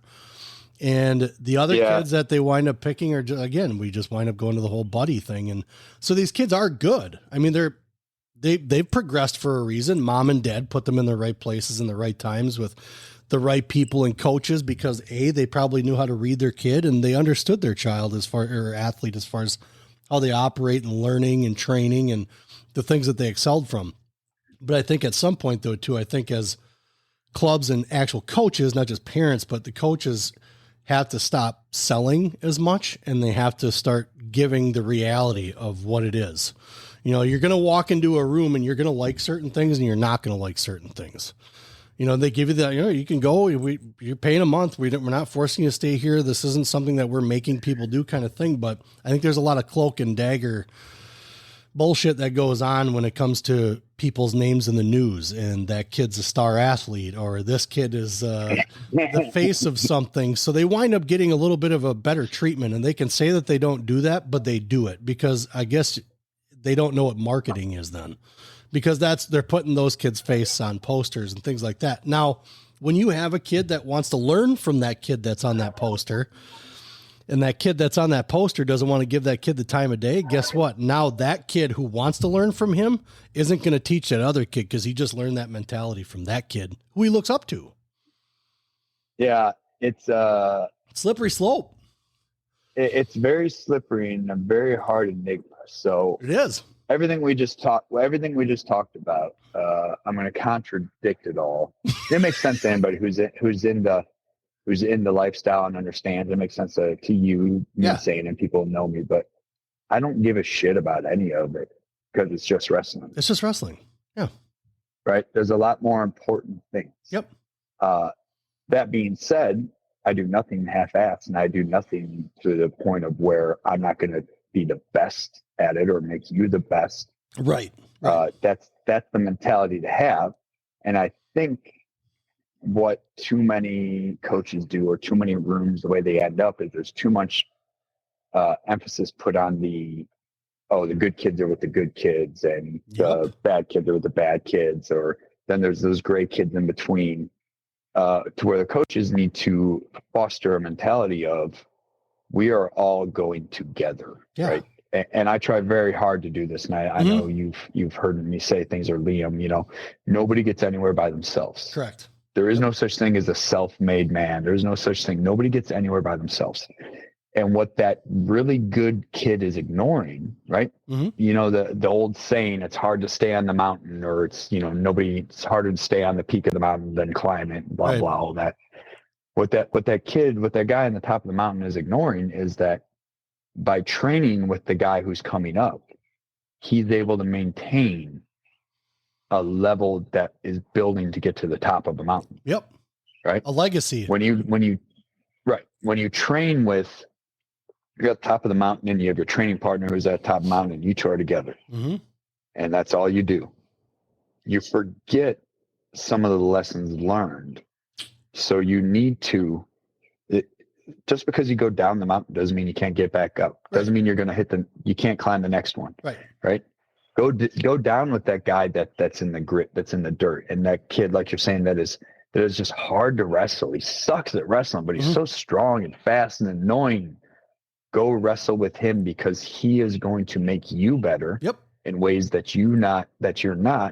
And at the same time, you're going to make him better. And guess what? If you are actually on the same team, bam, now your team's better. Your whole team's better. Exactly. Yeah. And that's the mentality I've been teaching to Liam forever. Don't change what you're doing because you're different from someone else and you're giving someone else a different look. Right. If they don't want to look your way, they'll lose. And that's what happens. There is something to be said too. I listened to to Max Askren talk about this. Mm-hmm. And this is an art that I learned later in life as well. And when I was in the service and how we'd wrestle and stuff, is the idea of sparring, right? Controlled sparring. Yep. That aspect is something that is very hard to learn. It's hard to do with youth. Mm-hmm. And when controlled sparring, you're not going that hard, and there's a time and a place for that. Yeah. And a kid like Liam I would assume he does understand that, but like he does. He needs to know that sometimes when I'm wrestling these kids, I'm in a controlled sparring pace. Yep. While they're at their live pace, because this is how I actually get better. Because if I go to my live pace, just crush him. Yep. Right. It doesn't help him. Doesn't really help me. But if I slow it down and I try to do things rather than if I try to flow with it as opposed to force it, then I'll improve. And at the same time, he's getting better because he's able to work with me. Yep. Exactly. So that is the key to that enigma, and enough places don't do that, right? So it's live wrestling, or it's technique sessions, and we have a hard time, and it's hard with youth. I don't necessarily blame people. Yep. It's hard. Yep. You have a hard time teaching youth that you have to be at that controlled sparring pace when you're actually drilling technique. Yes. You're not going slow. Like, okay, this is how I learned the steps. I just learned this technique. I need to slow down, make sure my hand placement, make sure my foot placement. Yep. Once you're past that initial stage, you need to be at that controlled sparring pace. Yeah. And that's hard for a lot of the high school kids to learn too. I mean, it's just because a lot of them they're not. And I think to me, that was one of many aspects that Askren did bring to our side of the state anyways, is that these kids are able to slow it down. Cause like Ben would talk about, I think he said something about how you would see visions of people, just doing moves in his head or whatever. And it wound up just kind of translating into what he was doing, but they weren't like flying all over the place. It's like, it was weird. Things just kind of slowed down a little bit in what they were doing. It makes sense to be able to do that, with the sparring, and Liam does enjoy the sparring because you get to work the kinks out. Like you said, you get to see exactly where, normally I'm here. I got to be here. Okay. And you're not going to do that at 5,000 miles an hour with another guy that's 170 pounds, trying to figure it out. So he does appreciate those days wholeheartedly now, that especially with some of the bottom work is hard, work coming up from the bottom in high school is difficult. So that's helped him a lot in sparring and being able to know where he needs to get his ankles to and free his hips up enough to be able to get out. So there are certain aspects to every single club, maybe except for one or two that I know of that have brought kids up a level, maybe two. But at the same point though, too, I think there's a lot that's lacking as far as what you allow certain athletes to do and not do and get away with and not get away with. And it's all a control thing, really. It really just boils down to what does the coach allow? What do they don't allow? But I think in the aspect of kids' growth, I think this state has, it's huge with the amount of training, the amount of different looks that kids can have now, with the amount of coaches that are around. I mean, just the availability of knowledge for these kids now in athletics. And I played soccer forever, but even that's grown. It's good to see that these people that were dedicated to the point that they made it to an upper level, that they are willing to now come back. And we talked about this earlier, come back and put all that to work with the kids that are in the state now, and they get to reap the rewards and the benefits of that. And it's awesome. I could sit here and bag on whoever, but there's so many opportunities with a lot of these clubs that are in the state, especially with what you guys offer down by you with the indoctrination and the training camps that you guys do, I think is a big benefit to where I'm all about, and I just got done talking to the Greco United guys about this, about people finally actually getting together about fucking wrestling instead of trying to divide it up between folk style, freestyle, and Greco, and we're over here because we do this. We're not leg grabbers, and we're over here because we're leg grabbers and all this other shit. I think it'd be great if AWA was like, hey, we're going to send, we're 20 kids. We're going to send to First Air Training Facility to do some conditioning, or it was, you guys sending 20 kids up to so-and-so by Ben to do just bouncing things off of each other so these kids can become better. All these kids are different. So go ahead. Sorry. So that's the perfect segue. We couldn't have rehearsed that and planned it any better. Yeah. So with the experiences that I have in the training, right? Yep. It is, in my opinion, the best way and the most appropriate way to make the best product you can, to make the best athlete, person, whatever you can, is to utilize all sorts of different places. Yep. So the training facility was never intended to be just a wrestling club. Yep. Right. So the idea of Askren sending 20 kids to me is what should happen. Yep. Right? Yep. Go through the state of Wisconsin. There's probably only, I know of 2 other dudes who have my qualifications that were from the state of Wisconsin. Mm-hmm. Mm-hmm. Right. You go through, you look at it as I still do wrestling because I love wrestling. Yep. Right. But I put the club out of my hands. I took the club out of my hands and put it back in the school and found good, capable Wilmot people to do it and said, this is your baby, run with it. Like nice. You are the guys to do the things I couldn't do. Yep. Because the best thing we can do is work together and everyone get everyone's input aspects. I love taking my kids everywhere, right? Yeah. Everywhere and anyone. Like, oh, you're doing something here, you're doing something there. Yeah, I'm still the belly button, right? All my kids that I've been bringing up, the ones that have wrestled for me under Stateline, Junior Panthers, now first there, I'm their belly button. Yep. Okay. I'll guide you where to go. Mm-hmm. But those 20 kids from Askren, those 15 from, Crass, those other guys. Yep. You absolutely send them to me to get a different view, a different look, a different skill set. Yep. And then you bring them back and you implement it, right? Wholeheartedly. And the difference with me too, like, hey, coaches, come with. Yeah. Come with. I will design and implement and do things for you. Yep. And then you take what you want out of it and build from there. Exactly. That's the biggest thing is like, again, like you said, it's not that you're not involved in wrestling. It's what you do still has to do with wrestling. It actually enhances the wrestling. So it's geared towards it in the way that you're training for it. You're not training in it, you're training for it. And then you're going to put that towards it. And then, like you said, the coaches, hey, take what I'm doing here. Take it up by you, take it up by you. There are going to be certain things here that I can only do, but take some of this with you, like make these kids better. That's the whole point, We're not, and that's why I made the big switch too, to get the wrestling out. So there's too many egos, right? Too many. Well, why would I send my kid down to CJ to learn wrestling when he's going to Ben Askren? So fucking right? Dumb. Yeah. Yep.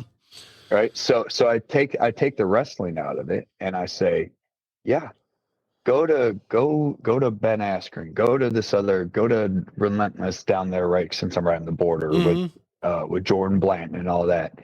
Go to that for your wrestling skill set. Cool. Yep. Do it. But those guys don't do what I do. No. They haven't done what I've done. Nope. They don't have the billions of dollars put into their body and their education and how to build a mindset and different things. Right. Let's all work together. Yep. Right. You say, hey, Ashton goes, hey, like, and it's on me too. I've got to get out there and tell these people, like that Fargo camp. Mm-hmm. Hey guys, we're going to give CJ these 2 blocks during this camp. And he's going to put you through a ringer. He's going to do some different events for you. Mm-hmm. And I'll do my talking points and all that. And it can all be put together. Correct. And I think that's kind of the next evolution, I think, for this sport. I mean, I think I asked Ben, maybe it's Max too, can this sport evolve anymore? That's kind of a dumb question, but I'm kind of curious to see where people think it could go, move wise. Okay, sure. You could develop a new move, things like that. But really what everybody talks about when it comes to wrestling itself, it's not the destination, it's the trip in between, right? The only thing we haven't changed is the trip in between. The destination's still the same, but we haven't changed that trip in between. Nobody's going to say anything. And I don't know, I'm not in these rooms with these people, but for me, from the outside viewing it, the highest level, the Olympic and world level, is already doing it, not saying anything about it. Yep. Why do you see these high level wrestlers changing wrestling clubs?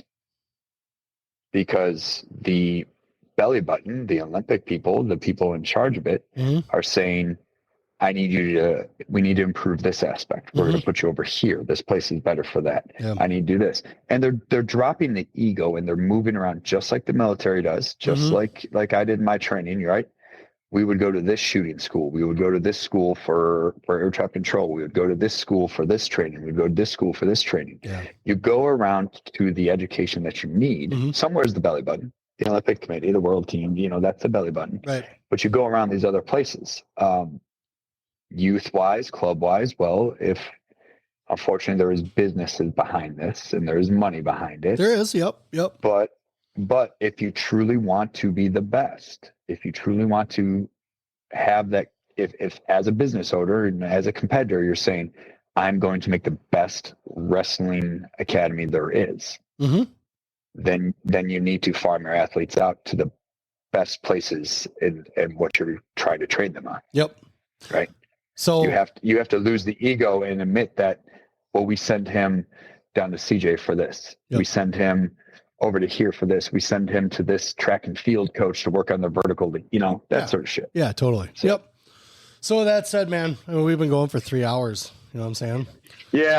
Wife keeps looking at me. We got a holiday weekend looking at us in the face. So there are a lot of things I still want to talk about, obviously, because you and I could talk for days. Oh yeah. So with that said, we're probably gonna wrap. But what I want you to do is anything you want to plug, put it out there, plug it. No, I'm a horrible businessman. I don't plug. I want to train those who want to train, and I don't do it for a living, so it's nice. But in a way, anyone and everyone that is looking for knowledge-based experience, team events, needs to get in contact with me. Yeah. I'm doing these team camps, and I would like to do more of them. So any of the high school teams out there, even if you're a club team, contact me. It's only, we can plan it for a day. We can plan it for a weekend. Generally, I revolve around a 3-hour block. Yep. And like I said, though, everybody's got to work. You're going to get a PowerPoint of information that you're going to expect to show up prepared for. Right. It's part of the evaluation process. Hey, right. So like you said, they expect the kids to do something. They got to do something. Right. If you really want to be evaluated, if you really want to be challenged as a team, well, then you need more than put your feet and walk across this. No, I need to be able to evaluate you on how you performed in a task that you had beforehand, in a task you were given at the time, and a task that you completed when you were out of your wits, when you were tired. So 10-4. Well, it's been a pleasure finally being able to get you on the show, man. It is CJ Vroman of First Air Training Facility. If you guys have an opportunity, send your team down. Send your club a couple, maybe have 10 kids from or 20 kids from your club go down. It's wrestling geared training. It's not always just going to be all wrestling. It's going to be geared to making you a wrestling machine. So get in touch with him. He's on Facebook. He's everywhere, man. Find him. Otherwise, get a hold of me. I'll get you in touch with him. This has been another episode of many for this weekend of the Vision Quest podcast. You're a busy man. Peace. All of our episodes are brought to you by Appleton Tattoo, located at 117 South Appleton Street in Appleton, Wisconsin, right off the main drag on College Avenue. You can't miss them. I've had some work done. I have a Celtic cross that covers my back that was done by Jason. We're not done yet. Jason Winans and crew, the artists that he have there, those guys are the best in the Fox Valley. They are definitely one to go to if it's something that you've just been kind of throwing around. They'll make you feel comfortable. It's a very clean environment, very nice crew, and very willing to get done whatever you need done when you need it done. You can message them on Facebook. I know they're on Facebook. You can give them a call at 920-604-8289 and get in touch with Jason Winans and crew at Appleton Tattoo, located again in Appleton, Wisconsin at 117 South Appleton Street, right in Appleton. Very flexible hours, great crew, clean environment again. I would not send you anywhere else except for these guys. Appleton Tattoo.